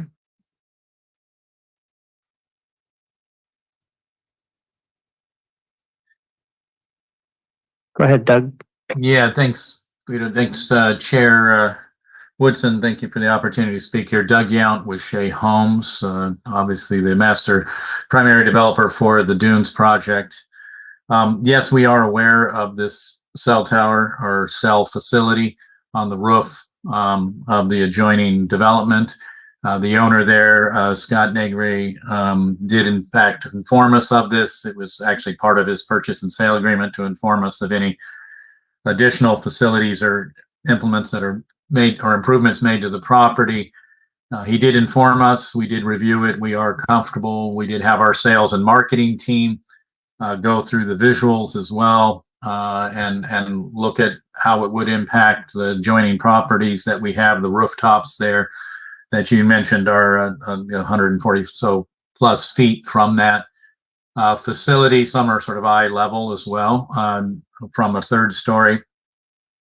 But we felt comfortable that this cell facility is one very needed in the area in South Marina. It has poor coverage in a number of areas. So it's a very necessary facility. And two, it didn't have any significant impacts to the point that would cause an issue with sales or livability of the adjoining units or adjacent units. So we did go ahead and sign off on that with the owner, who then in turn made the application to the city. So do appreciate the commissioner's concern for the residents always, and particularly our rooftop residents that will be forthcoming this next year, as sales will actually begin later this month. So thank you for the opportunity to address this. Thanks, Doug. I really appreciate it. And you're right. That is something that, I mean, the residential neighborhoods that are going to benefit the most from this are obviously the new phases that are just opening up with Shea around that area. It'll benefit some of the commercial people who live there, who work there, but it's primarily going to benefit residential. So I two comments, and then I can make a proposal unless there are more comments. There's that I have. Commissioner Rana, I'll let you go first. Or did you not have anything else? And I just didn't turn off the light. Because I'm good about it. Okay, so the first off is I'm about 30% red-green colorblind. When you pick two of primary colors, red and green and yellow, the yellow works really well. The red and the green kind of all blend together. Now, the nice part is that I'm smart enough to understand one to the next, so I can see kind of the blend lines somewhat. But that is a challenge that probably comes up over and over again, is when you're looking at these, just could you kind of consider us, because it's not a small number of males, it's 30% of the population that gets affected by that. So it became, especially on the smaller, the area maps, and what the total coverage areas were, it was very kind of hard to really differentiate some of what that was, even when I was using my big monitor at home. Just kind of a point of reference. The second, and this is more to staff, and this is to build on what Brian raised, which is the bigger issue of co-location and the community standards. And he is right, and we'll pass this back. We've raised this before, and to go back to staff, to council. We literally just went through this process with AT&T over here. And when we looked at the coverage map, one of the challenges and gaps that we saw with AT&T is literally overlaying this exact same area. And we've known this for years, because it was an undeveloped area from the mid 90s when Fort Ord closed, and there wasn't very cell coverage. Nobody cared about cell coverage really to that extent in the 90s. So we really do need to try to figure these things out, because we are creating an inequity across providers. And more specifically, what we're doing is we're creating an inequity because there are only a certain number of rooftops or locations that we can put towers within a certain area here. I mean, obviously there's this one, there'll be you've got 3 or 4 other facilities that would be ideal for a different provider. And as part of those regulations, I mean, you can't tell Verizon, no, you can't build this, or build additional capacity and add additional space so that you can do this. It's up to you to make that. It's a business decision. At the same time, is there a way to, from a staff perspective, to also say, hey, here it is, Verizon, AT&T, whoever is going out there and is looking at putting development here. We know who our different engineers are for the different providers in the region, and say, look, okay, Verizon is going in here. We know that you came here 6 months ago and you said, it's not on our list. The problem, because Shea hasn't started building right there yet. We will come back and we'll look at that in a few years. And if we can go to them and say, okay, you can look at it in a few years. However, Verizon's currently building this right here. And if you take their engineering side and partner together, it ends up being a cost savings for both. And it does create a business competition. I understand that. But at the same time, from a city perspective, it's also taking probably one of the best locations, because I'm assuming you guys are very smart. You know what you're doing, and that you picked not only did you pick the right location, but you also you had somebody who agreed, number one, to put a tower, because that doesn't always happen. That's part of it. The best location may not be the one that's approved. So you go with that, but then you also are picking a location that meets all of the metrics that you derive from a business perspective. And there is going to be a lot of overlap with our providers in these respects. And so being able to co-locate and knowing that as we develop this more, that these things are going to come up, and we don't have a lot of areas of growth in our city where this is going to come up. But I will kind of ask that if the staff could kind of take that back and look at it, because it is something that has risen as a topic now. I can think of 3 times in the last 2 years. So those are my comments for the day. Otherwise, I think it is very necessary. We have some tremendous gaps that exist in our city right now, that have existed because of the way the land was procured, and we picked it up. And we're in our growth pattern. It's directed by how the land was given to us when Fort Ord closed. And so everybody's trying to do better, and everybody's trying to help us. And we appreciate that that Verizon is coming out here and working to solve this problem, because that is it's better than it was, but it is still a pretty much dead spot for almost everybody in that area. It's very limited because it's outside of the main radius of effective coverage. So everybody's just kind of getting a little bit of signal. So I appreciate that we are expanding this and making improvements overall. That said, and Commissioner Chang, do you have any additional comments? Or I just feel that from a city point of view, I think we need to have a plan allowing wireless facility to be installed. The city is growing, and now we have Verizon putting on this rooftop, AT&T on the Telephone Avenue. So what's next? If we start growing, then we need to have more wireless facility. And where are we going to put it? Everybody will start suggesting we have this and that. I think as a city, I think we have to plan. This is the location. We only adopt wireless facility. Otherwise, everybody will come and put it everywhere. And then the resident will get worried. So that's one. thank you very much. It's a good point.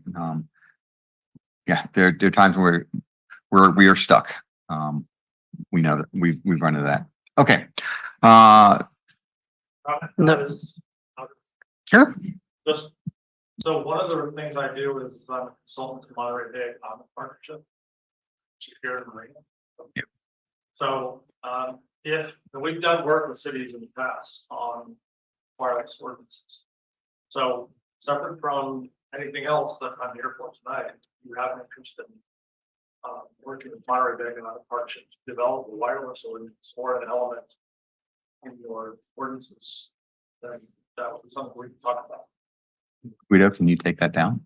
Yeah, I'll pitch you my contact. Okay. So coming back to this, no other comments. Go ahead and go to a motion. Would somebody like to make a motion? I'll make a motion.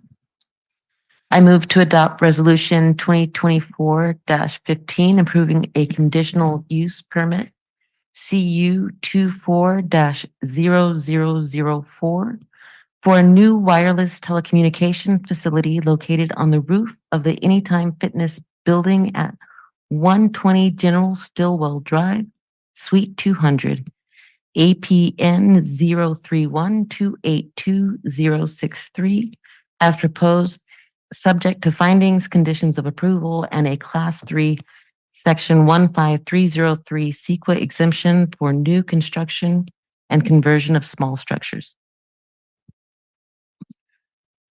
All right, we have motion, we have a second, no changes. Okay, can we take, Chair Woodson, yes, Vice Chair Walton, Yes. Commissioner Rana, Yes. Commissioner Barron, Yes. Commissioner St. John, Yes. Commissioner Chang. Yes. Motion passes. so maybe I'll have to switch to Verizon now then. It was great coverage right there. Great. Thank you very much for everything and thank you for the offer. And Guido, I'm sure we'll be reaching out to you. Okay, next up on the agenda for tonight Thank you. is the I'll give you my Dunes card. Master. I'll give you There we my go. card. Just go from one side of the road to the other and we'll do it the Dunes Master Thank Sign you. Program Appreciate your help. Amendment. Appreciate that. Nick, I think you've got the lead on this.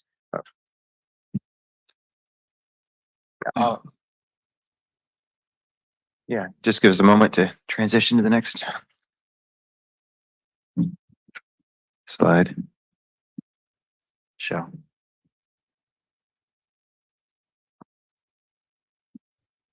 Go.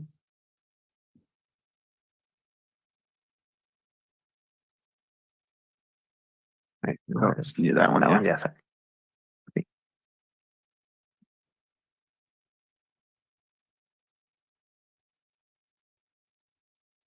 Okay, good evening. I'm here to present on the Dunes on Monterey Bay's Master Sign Program Amendment. This is, next slide, please. This Master Sign Program came to before you back in 2022. It approved 17 different sign types, including and as well as temporary signs. As part of those 17 sign types, it included sign type B for retail buildings. On February 28th, 2024, applicant for Ross Dress for Less came before the city requesting an admin sign permit, which is customary for any master sign program. Staff informed the applicant that the signs exceeded the size requirements within the master sign program. And so the applicant chose to apply to amend the type B, specifically the medium tenant size, to have a maximum sign area of 200 square feet to match the existing sign code that we have for all commercial buildings. And what we do is we base it on linear feet. And then they also requested to add to this sign type for commercial tenants, small wall placards and small under canopy signs to be allowed as well. Next.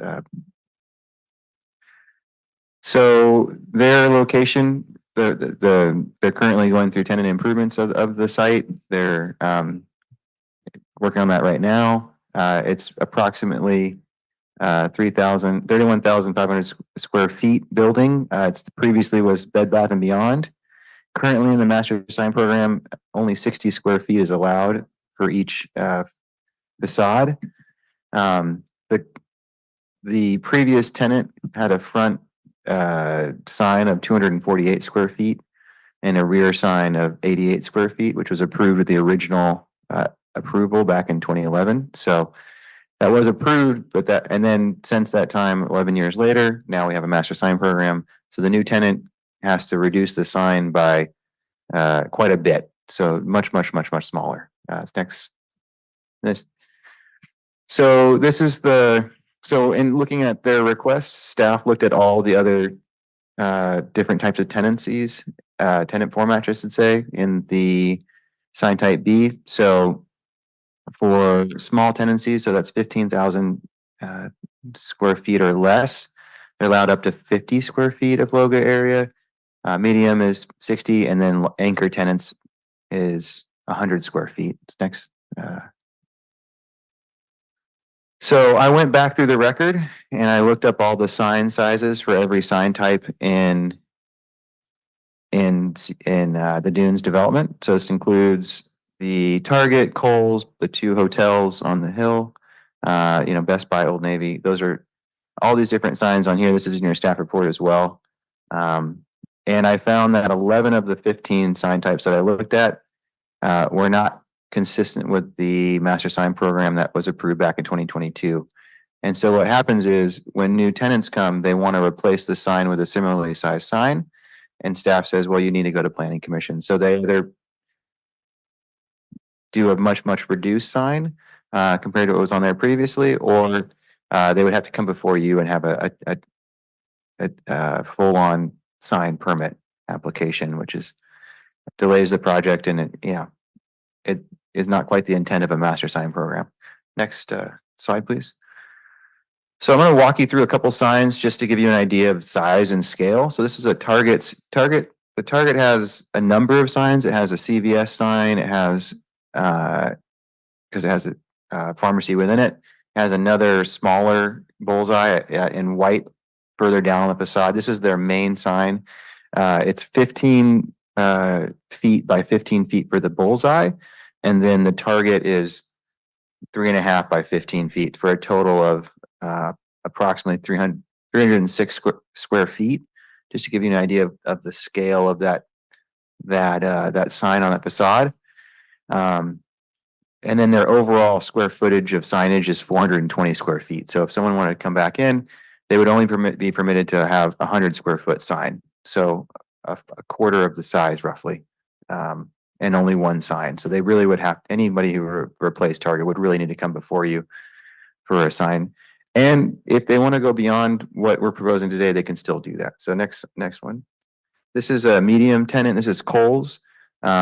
They have 156 square foot sign. They are also an anchor tenant, so they also are limited to 100 square feet currently. And this is just another example, just to give you an idea of scale. Next slide, please. Here is Anytime Fitness. We just talked about this for the last permit application. This sign is 92 square feet. It also I included the small over door sign, which is technically allowed because it's a different facade and it shows the access to the actual gym. So this is 92 square feet approximately, and this is also inconsistent. And next slide, please. This is the current, or this is what was there. The sign itself has been taken down by Ross Dress for Less as part of their tenant improvement application building permit. Their sign here you can see is a little bit bigger than the proposed sign. So next slide. The proposed sign would actually reduce the sign size down to 155 square feet for the main sign, and then they would have these 3 smaller signs. So the 2 name placards on the wall, and then there'd be 1 under canopy sign for the Ross Dress for Less. And so if this were approved today, this same type of placards and then canopy sign would be allowed for any other retail or commercial tenant. And I would just point out that if you've ever walked around in the shopping center and you're on the ground level, if you're looking from, let's say you're in REI and you want to walk to Target, it's sort of hard to gauge where it is because there's no sign coming from outside the building that direction. So you have to kind of walk out in the parking lot to see, okay, oh, there's Target, and then you walk in, or to get an idea of distance. So I just wanted to point that out. Next slide, please. So staff analyzing this request to change the medium-sized tenancy, staff realized that there's a difference in granularity between small, medium, large, and anchor tenants. I thought there should be more differentiation. So I proposed to differentiate those tenant formats, and then really look at each tenancy can have a maximum amount, but that's all based on the linear feet of the facade. So if you have a very small facade, you're only allowed that facade times 1.5. So if you have a 50-foot linear facade, you're only allowed a 75 square foot sign. So even if you're allowed to go up to 100 or more square feet, you're still limited by that linear feet, depending on the facade. Next slide, please. Which is consistent with our actually recently updated sign code. So this is what's in the staff report. So 400 square feet for anchor tenants. This is going to be the Targets, the Kohl's, and the very large hotels. And then for large tenant formats, 300 square feet total. And this includes if they want to add those small under canopy signs and the nameplate signs. And then for medium, 200 square feet total is the maximum. And then small as 100 square feet is the maximum. And then that steps back for the side and rear of the building if they choose to put signs on those buildings. Next slide, please. Here's the recommended motion. If anyone has any questions, I'm happy to answer questions. And then, yeah, I turn it back to the chair. Thank you very much, Nick. Okay, questions from the commission? There's been a request from the audience to make sure the commissioners speak into the microphone. All commissioners, please lean forward. I know those are super comfortable chairs, but we do have an obligation to have public input, transparency, and all that other good stuff. So please speak in the microphone. Okay. Commissioner Rana.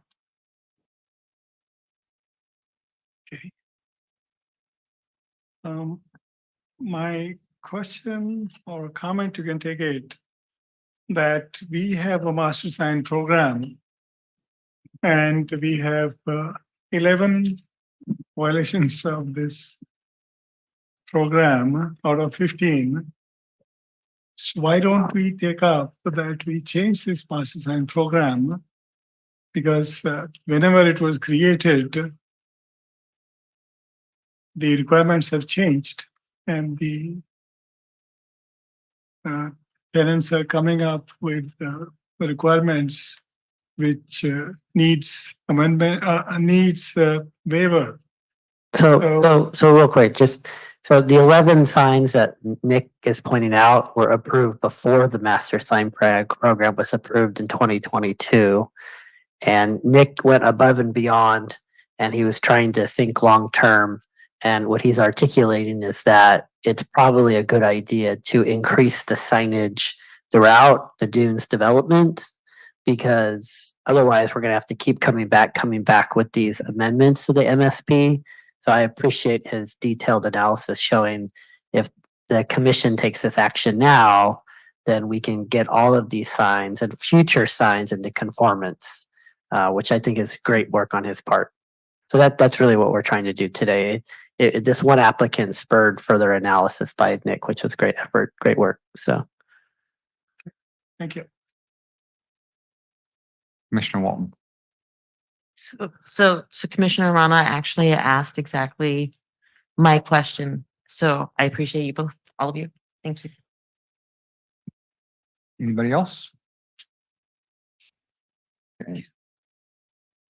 Not sure which one to turn first, so I'll go with Commissioner Chang. Yeah, I agree. It's good to change the plan and then so that in future it'll be easier to do it. And also I do realize there's one company, Brass Tap. You have the signs occupy the whole building. yeah. Well, actually, change the plan. This is not complying. Yeah. Well, actually, so we kind of deliberated on that, and there were parts of that that are not considered signage, and we went round and round on that about a year ago as staff, and I'd have to go back and kind of look at my notes, but some of that's more considered public art as part of the dues. Okay. So, but I couldn't remember how we landed on that. So, all right. I mean, it's a public art, then I mean, there's it's still a sign, right? Were you going to change it or ask them to change it, or you going to just leave it? no, and I can't, like I said, I can't recall what part of the best app, but one of it, we deemed it was part of the public art as part of the overall project. It was it was, he's talking about the mural that's on the parking lot side versus of the brass tap. And You see it?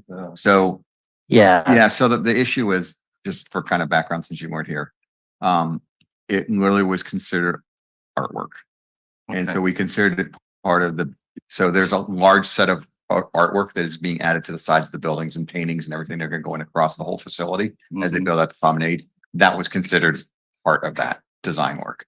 So it's not actually considered it's not actually considered a sign for the facility, even though arguably the way it's done, it kind of crosses over.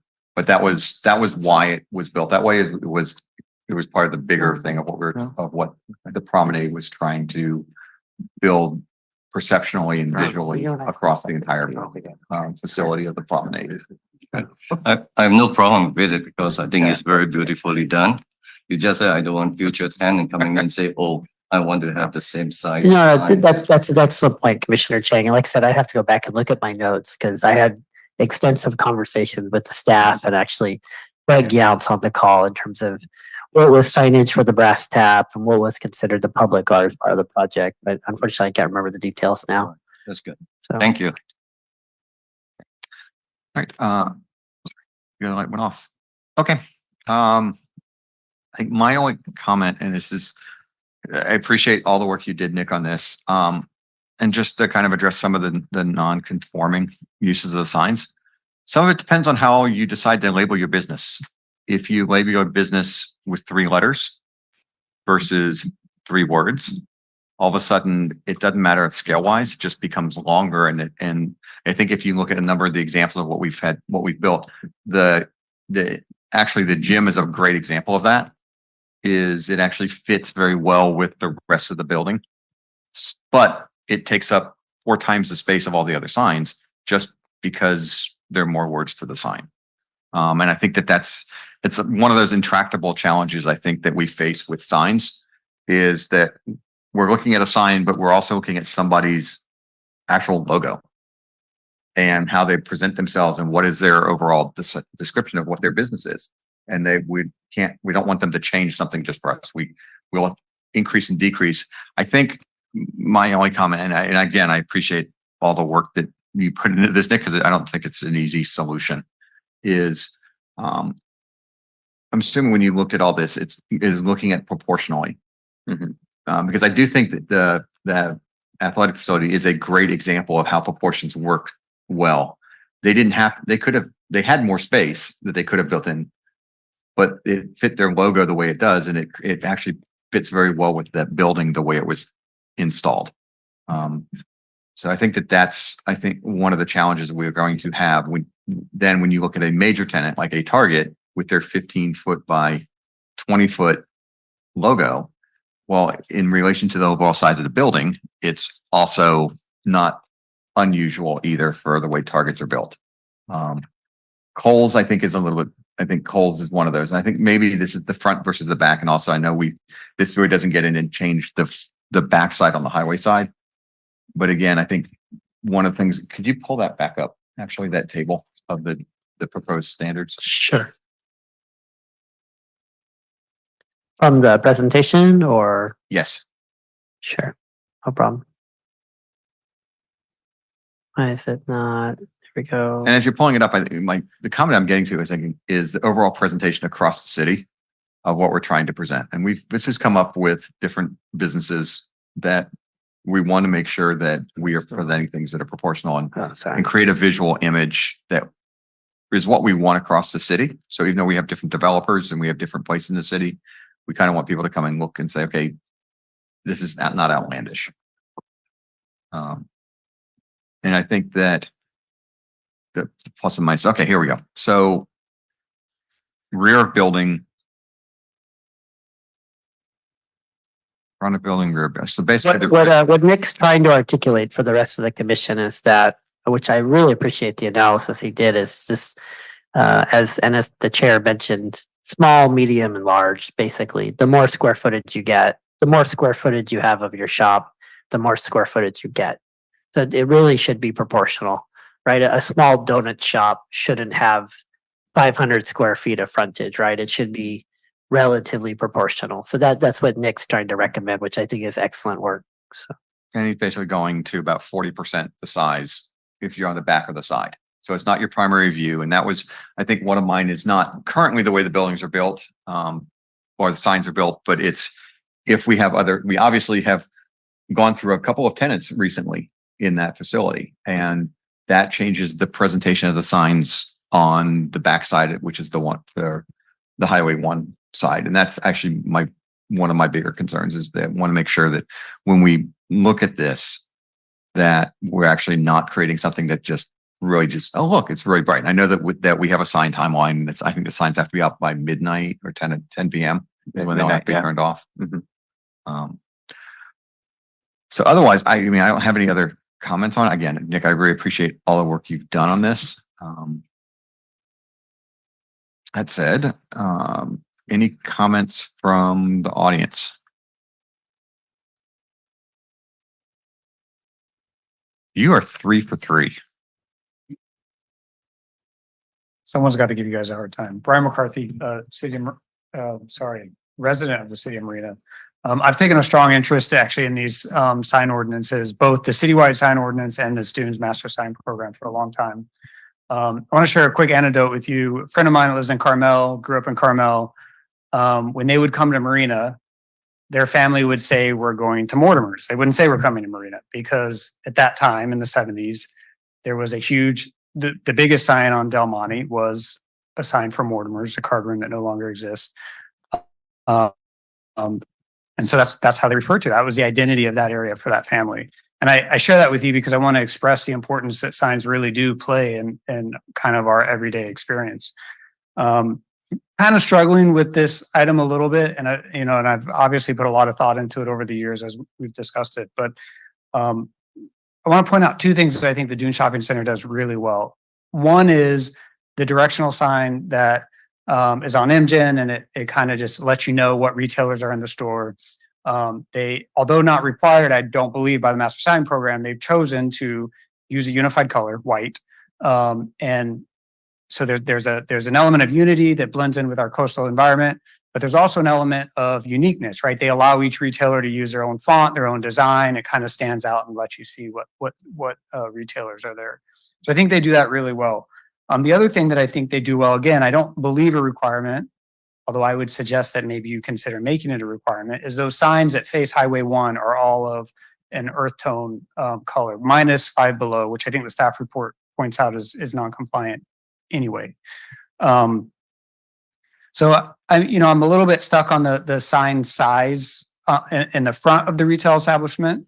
One concern that I do have is that the trend in retail is to divide these retail spaces up, right? So let's take Bed Bath & Beyond, for example. Ross may one day decide that, hey, we're only, to save cost, going to have our store in a third of that building or a half of that building. Well, now you've got the other half of that space that could be rented out separately and will need a sign. And before you know it, if you haven't designed your master sign program appropriately, you've got kind of that strip mall effect, right? Like wall-to-wall signs that almost touch each other. So I would encourage you to consider 2 things. One, that paradigm that I just explained, that as retail gets cut to smaller and smaller spaces, and maybe we're not talking about Ross, but we're talking about any retail establishment, those signs are going to become more crowded. And then the second piece is those signs facing Highway 1. It really does, as the chair mentioned, present an identity to our city. I think we've been very lucky that those signs currently voluntarily follow an earth tone color scheme, but maybe the commission could consider requiring that. I think it would be a really smart move. And those are my comments. Thank you. Thanks, Brian. We have Doug Yount wanting to speak. Sure. Welcome back, Doug. Thank you, Chair Woodson. Thanks, commissioners, for the opportunity. Doug Yount with Shea Homes. Yes, we reviewed this item as well when it first came forward, was presented to us by staff, and we appreciate that cooperation or coordination, particularly. Yeah, the master sign program previously put forward when the center was originally adopted, didn't have a master sign program. It was just for the larger retail Center in 2007 and obviously reflected various tenants and sign ordinances at the time. And then, of course, fast forward to 2022, there were restrictions and other things put in. And frankly, there wasn't a lot of attention given to the larger retail versus the smaller retail, and particularly like the anchor retail and things. And so I really appreciate the work that staff has done here to sort of right size the sign program relative to the size and the facade, the fronting facade of the building, and have it be proportional. I think you do want to be careful about, you know, there's always some exceptions, right, where things can get too large, even though it's the same, you know, looking at the size of it's not quite proportional. And as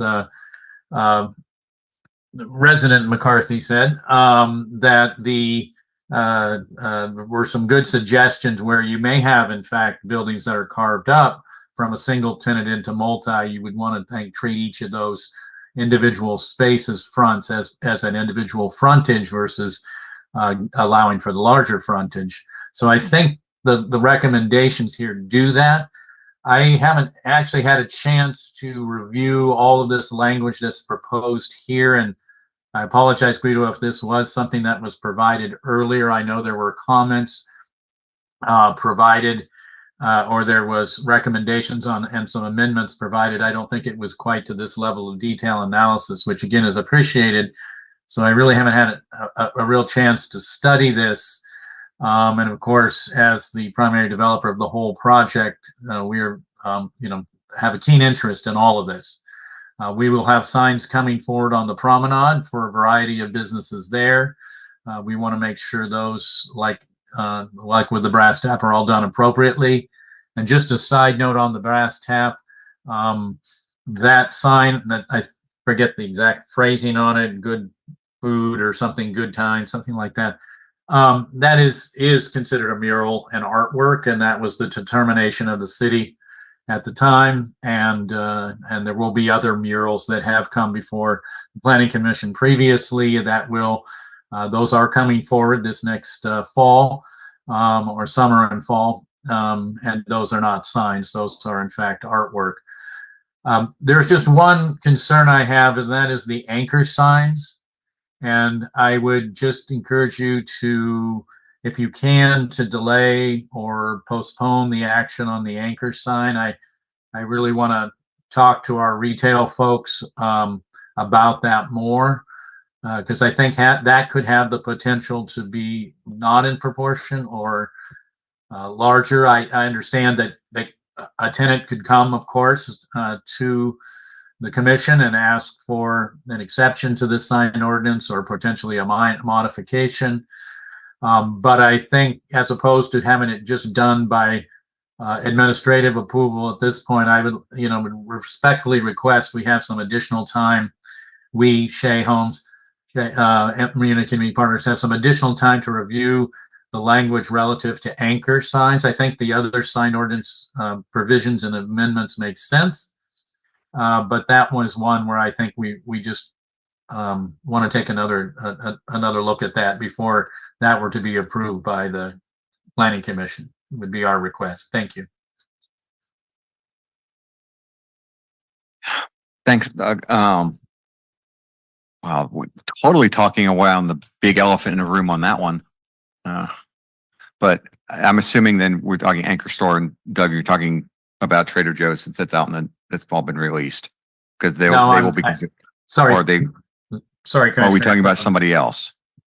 No, I meant the anchor store relative to.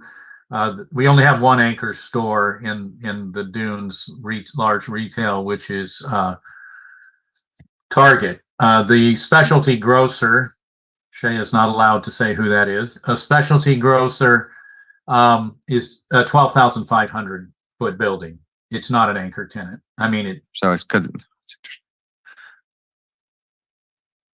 that is interesting. I get it, because of size wise.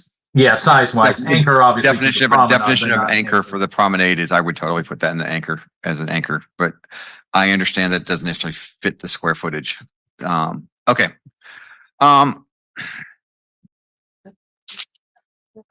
Sorry, so can I just understand a little better? I Oh, go ahead. apologize.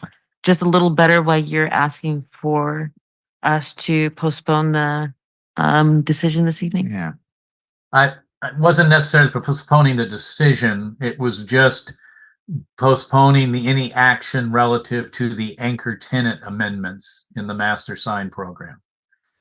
So the other ones that staff has proposed, and I'm sort of looking at page 8 and 9. I know there was a presentation, but in the I don't see page numbers here, but in the staff report, in the amended redlined master sign program, it was really those anchor tenants that where it talks about maximum front logo area, front primary. There's the anchor over 80,000 square feet, 400 square foot total, 150 side frontage. I mean, you're talking about a 10 by 40 building sign, I believe, potentially on the front of a building. Or equivalent, yes.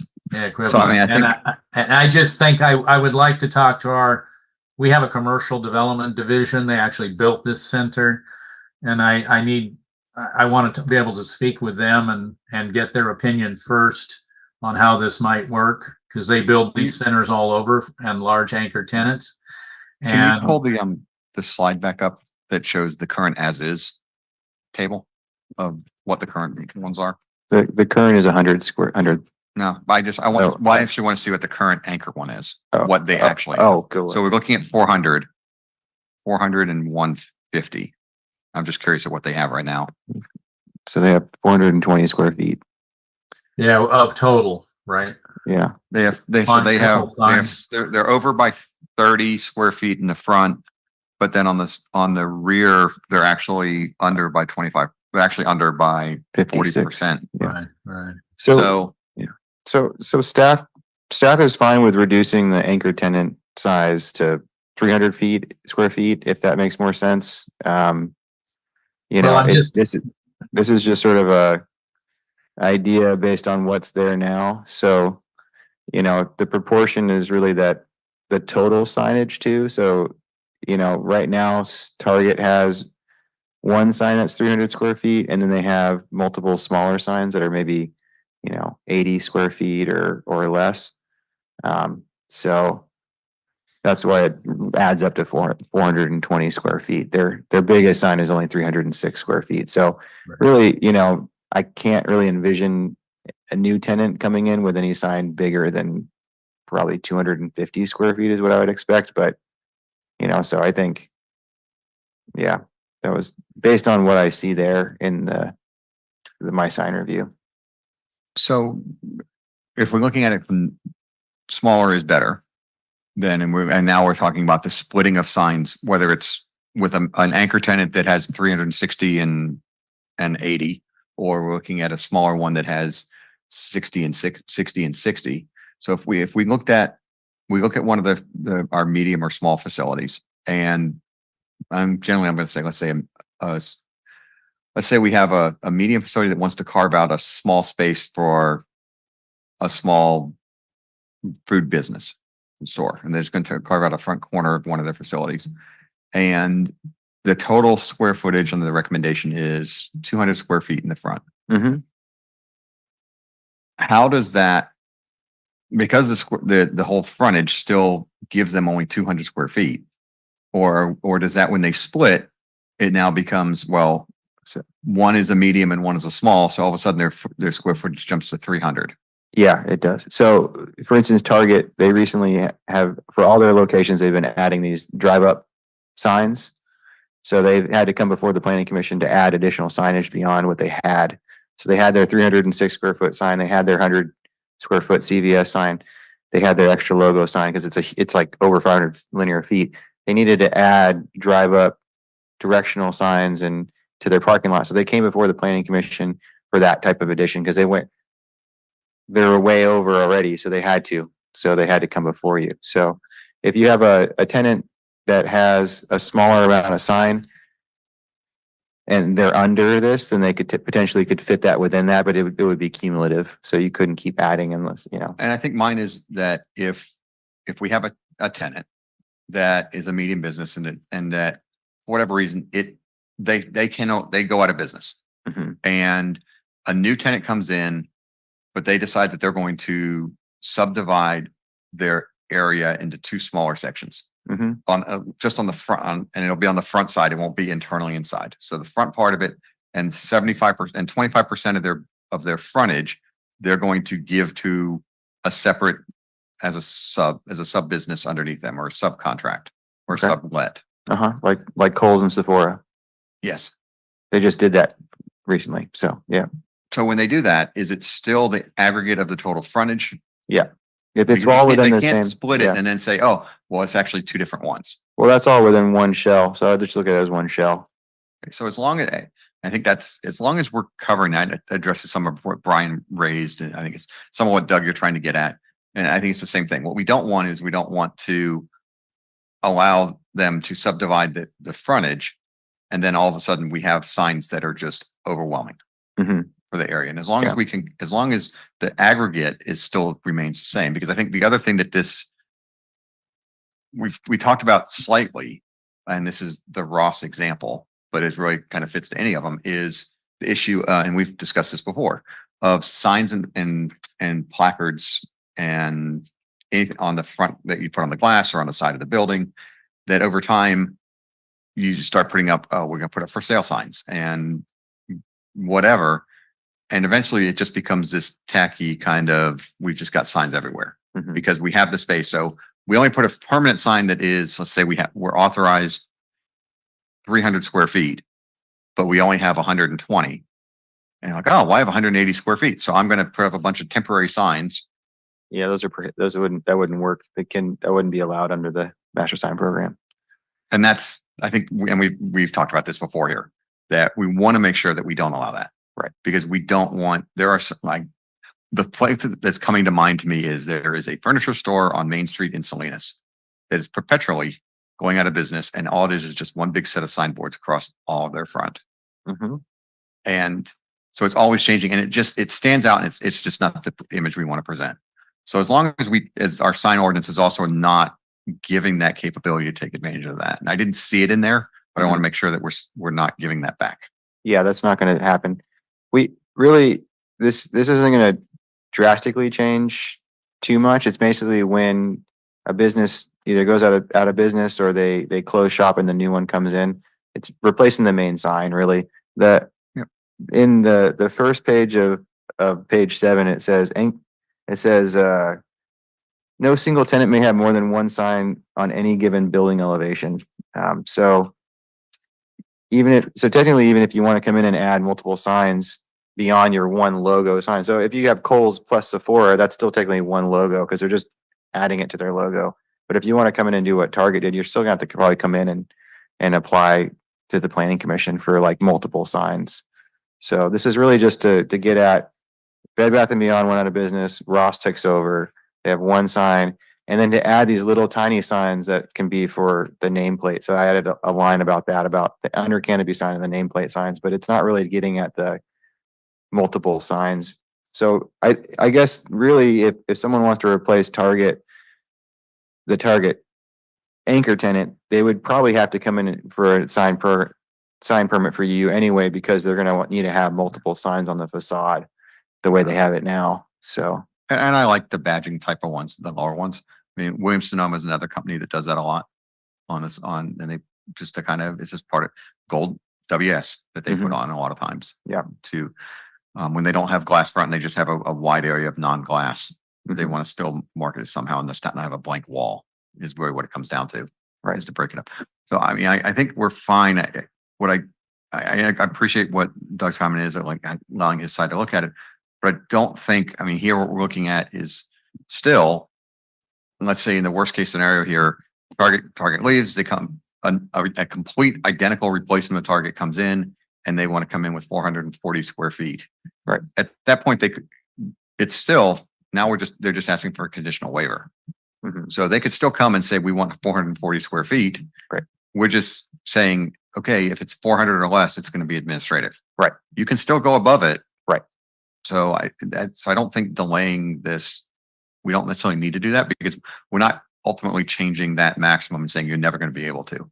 It just says that if you're a really big anchor store and you're getting that big, or you have that, you're going to have to, you guys have to come present it to us, and it can't just be administrative. Correct. Okay. Any other comments from the group? Yes. Thank you. I know it's not about the size. I just want to comment about colors. There's nothing about, Yes. I know we're not doing anything in lighting design. It's fine.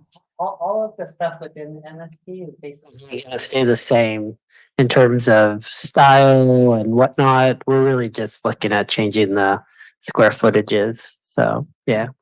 But I will go, I think Brian is absolutely right. And I think and I'll be honest, I don't know if it's in there or not, in the current one, because I wasn't thinking about that, but he's right.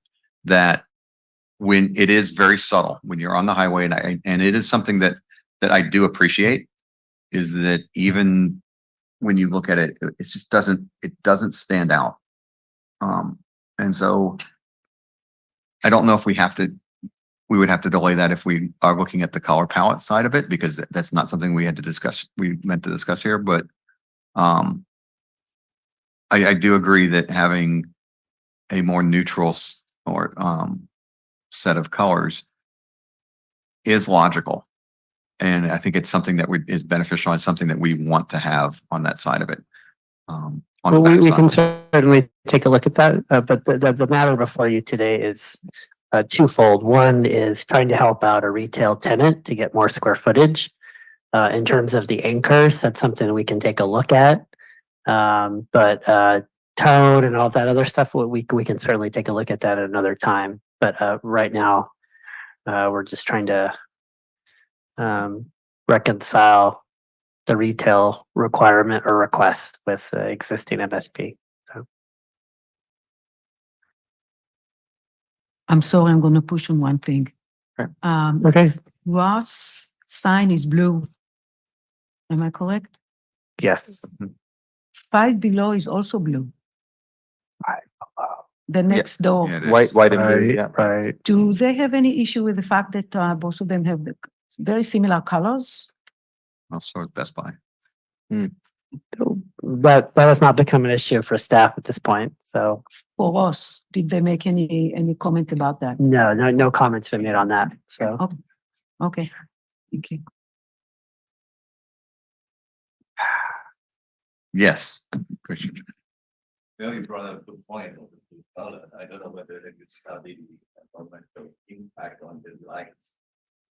There are some reports somewhere the blue color attracting birds. And you'll find a lot of big birds. I don't know why. Just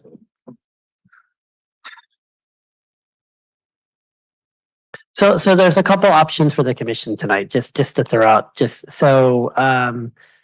we have so I appreciate the analysis that Dick did, which is great. We have an MSP request for a particular tenant. I don't believe it's an anchor tenant, right? It's a smaller tenant. Medium size. But there's a way to at least help out this applicant by potentially allowing the small and medium size tenant to press forward. And then at that point, the commission can make a recommendation to either direct staff to come back to discuss the larger anchor tenant, or direct staff to work with the Dunes folks to resolve this, but have a maximum amount of square footage that you would allow or recommend. Then we can work out those details with the Dunes folks. So there's a couple different ways that we can press forward. So I'm fine with the motion the way it is. I'm fine with the staff work the way it is. I do not completely agree with you that we couldn't put a condition on the overall MSP to have staff to have a neutral color palette added to the back. I don't think we actually are defining what that color palette is as much as we're That's fine. defining that we have a neutral color palette. And You can direct staff to and I research think that. I would Yeah. like to do that Yes, because I don't think we have to come back to a full conversation and bring the MSP back to us to discuss just to create, hey, we want a neutral palette. Because we're not saying what it is. We just, I agree that we should have something like that. And yes, absolutely. You can put that in the motion that we will research it and okay, so Yeah. I think that on the major side, I think we're fine there because really we were at 420, which is the maximum right now. And they're at 420 and we're looking at 400. We're looking at a 5% differential. It's so small that I don't think we want to hold this up for that. So I think I would like to, I'm going to propose the motion this time. I guess I can do that. I really do this. I would like to propose, can you pull the motion up? Because my computer died. yes, 1 second. Sure. I'm not as fast on the computer as Nick is. It's because you're older. I am too. So, all right. So what I would like to do is I'd like to make this recommendation as is, but then I would like to add a condition on this. So I'm not sure how to phrase that. The condition that we look at, or that we add a neutral color palette for the rear facing buildings. Neutral color Highway 1.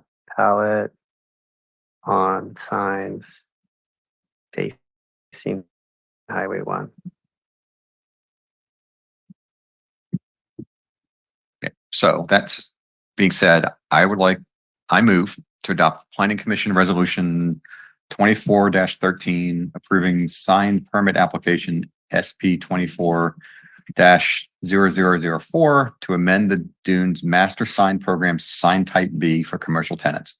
The project is subject to findings, conditions of approval and exempt from environmental review pursuant to CEQA guidelines section 15060 B3.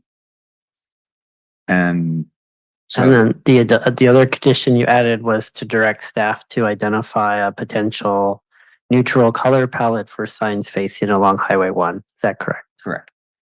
I would also ask that the commission add that all existing conditions within the master sub sign program be referenced in your motion.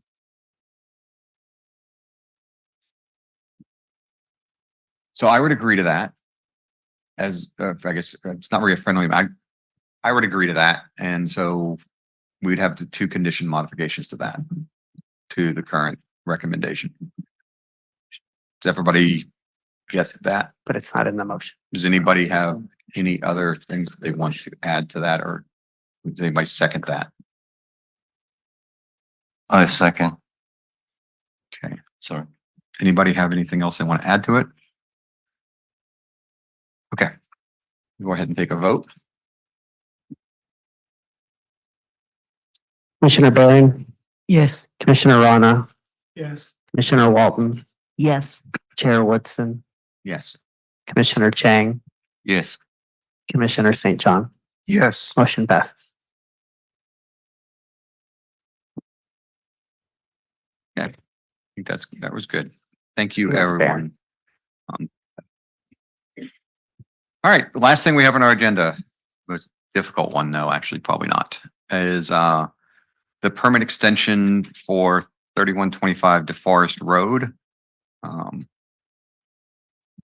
guess Guido, you're the one presenting. I'm presenting this one. So you actually do staff work. Oh, jeez. It is too late for that, so I am tired. So 1 second, let me pull up the.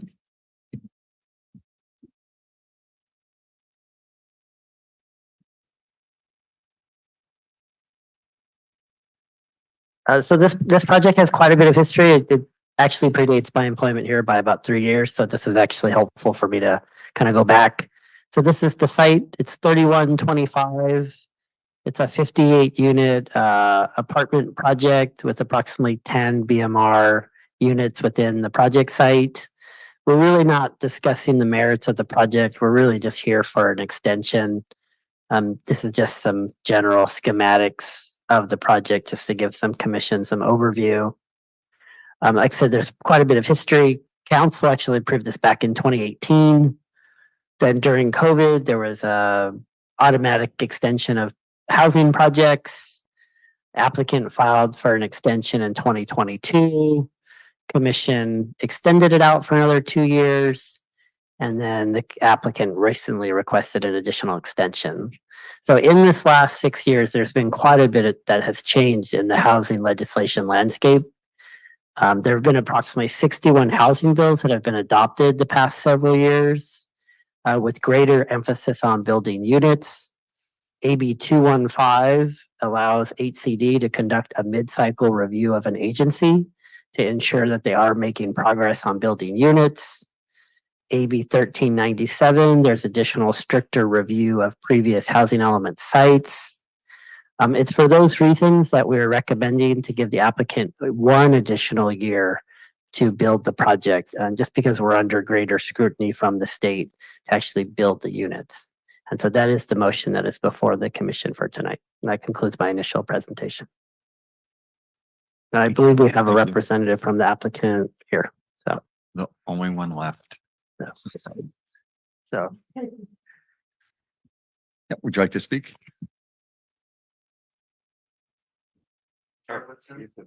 Oh, I'm sorry. Yep. I'm watching. There you go. I know how it is now. That's not easy to push that button. I just assume it's on. Good evening, Chair Woodson, members of the commission. It's interesting hearing Guido say that this predates your employment by 3 years, because that makes me feel old. I remember I was here in 2018 when it was approved by the city council, and now I have 2 kids and I own a house, and life's a lot different. So I won't take too much of your time, but we did request 3 years. We see staff's recommendation for the 1 year. We are okay with that. We will do our best to pursue building permits within that time. Obviously, if you look at that timeline from 18 to 24, in addition to my personal life changing, there were a lot of things going on in the world. One of those extensions was due to the 18-month COVID extension. The housing market changed in addition to the housing laws changing sort of at the same time.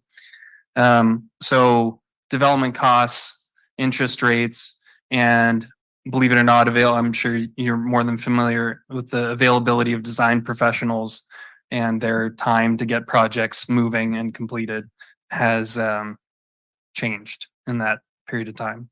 So we would respectfully request that the commission adopt staff's recommendation and extend the project. I'm available for any questions to the extent I can be helpful.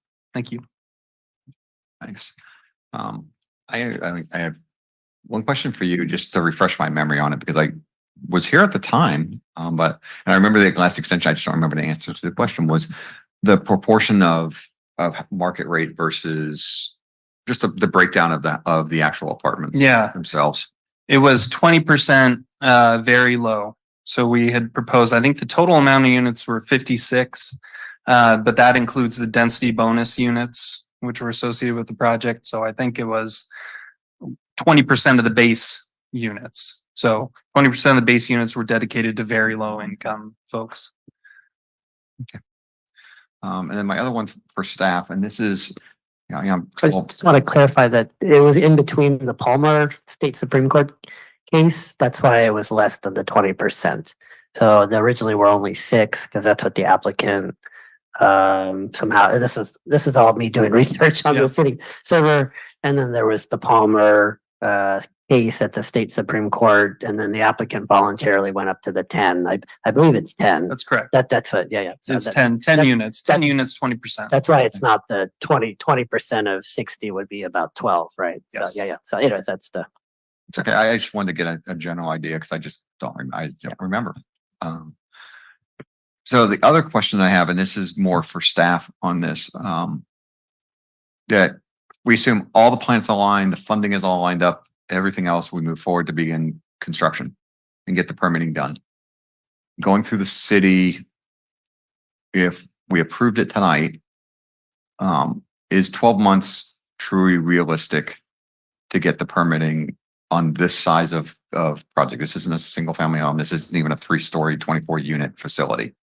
This is a large facility. Yes.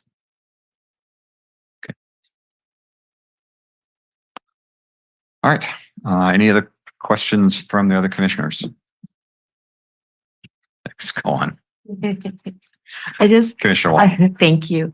I want to know what happens if we get to the end of this 12 months with 2024 already being a somewhat of a wild ride. What happens when we get to the end of this 12-month period? Do we apply for another extension, or are we then They the state can, gonna and come we'll and get have, us- they can, and we'll have to work that out with the applicant in Gotcha. terms of, hopefully by that point, they're through the plan check process, and Mhm.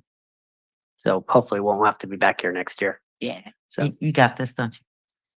Yeah, I can't say that we won't need to submit another extension, but I can say we are agreeing to the 1 year and we're gonna do everything we can we're gonna do our best to make that happen.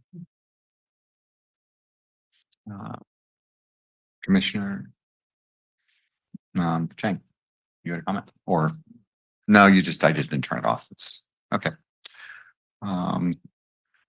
Brian, you're the only one left in the audience. You sure? All right. I don't think there's anybody else online.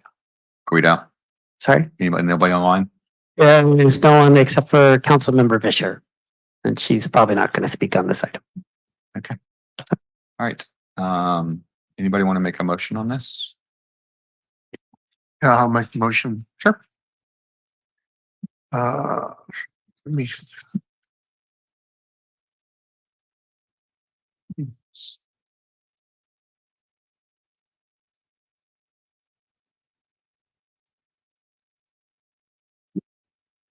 I can't put my finger on the page. I can pull up for you, Commissioner St. John. Okay. Commissioner Rana has it up. Why don't you? We're gonna switch. Okay, go ahead, Commissioner Ron. Turn your mic on.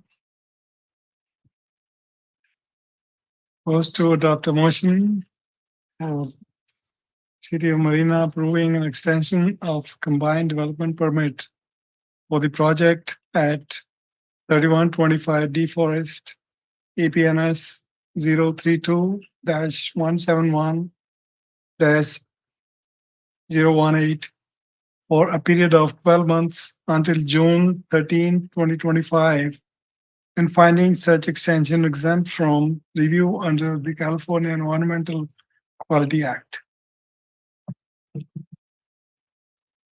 I'll second it. Take a vote. Commissioner Barron, Yes. Commissioner Rana, Vice Chair Walton, Yes. Chair Woodson, Yes. Commissioner St. John, Yes. Commissioner Chang. Yes. Motion passes. So 2 hours for 5 minutes. So, No, good luck with the next year. Good fortune, I guess would be better. All right, next up on the item is other action items. So now that we have our almost entire commission here tonight, but that's okay. We're close. We wanted to go ahead, and what we really wanted to do was give our Commissioner Chang and Commissioner Barron a chance to be here as we went through and looked at the tree committee. So previously, Commissioner St. John was our appointee to the tree committee. Then he left the commission for a little bit, and then he came back to the commission. So we could take nominations, and I would nominate that Commissioner St. John be reappointed to the commission. Is there anybody else who would like to be nominated or like to nominate somebody? so through the chair, I thought we were trying to appoint the alternate tonight. Oh, it is the alternate, isn't it? Yeah. So That's right. Thank you. I'm forgetful. I'm old. So we have Richard St. John already done, because I think we did that last month. We went to the last meeting. I'm obviously just not aware. I had the right theory that we wanted to make sure that the new commissioners were here so that if they wanted to run for the tree commission as the alternate, that they had that opportunity. I think I got it right now. That was why it's all coming back to me now.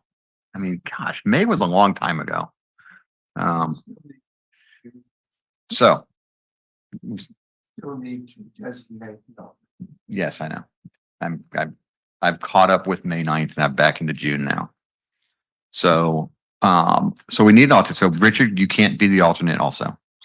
So we've got that. Is there somebody else who would like to be the alternate or nominate somebody to be the alternate to Commissioner St. John? I will volunteer.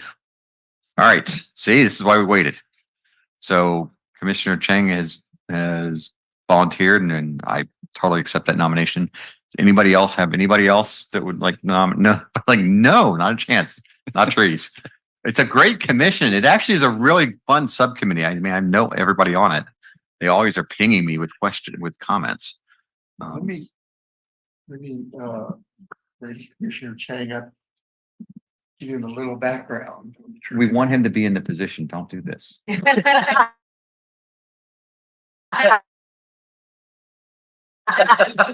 Well, I think I'll let you get down. he deserves, That's fine.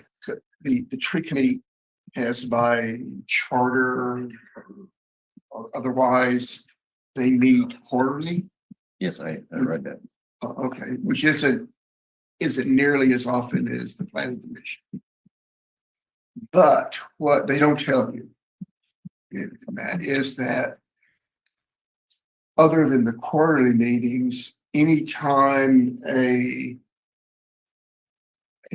tree crisis or a tree demolition permit comes up, then the tree committee has a special meeting. Okay. So there is a lot more special meetings than there are official meetings. So when there's a storm, right? So if we have emergency permit, Yeah. would be an example of that. Correct. I understand. So anyway, Thank you. Now I assume you had that when you were up in Buckville with fires.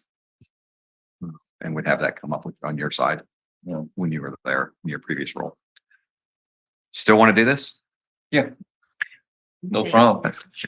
All right. Can we just, we can just do a vote, yay or nay. That's fine. Just All in favor? Yay. Yay. Okay. All not in favor? Silence. Okay. It passes unanimously. Thank So you. welcome to your new appointment as the deputy to the alternate to the tree committee. Thank you. Sure. All right. Next up is staff and major project updates. yeah, just wanted to acknowledge Nick that he passed his AICP test, which is a major milestone in the event of a city planner. It really shows his dedication to the craft and to the city. And once again, I just wanted to commend him for that MSP. You know, when I got the Citizen Serve notice that we had to do a master sign program, I thought, oh, we're just going to amend it for this one applicant, right? But him taking the time to really research all of the sign permits, to really think about it comprehensively, and to find a fix for maybe 11 or 12 sign permits that won't have to go back to planning commission, that really shows kind of that AICP senior planner level work. I just wanted to take the time to say thank you. So that's my staff announcement.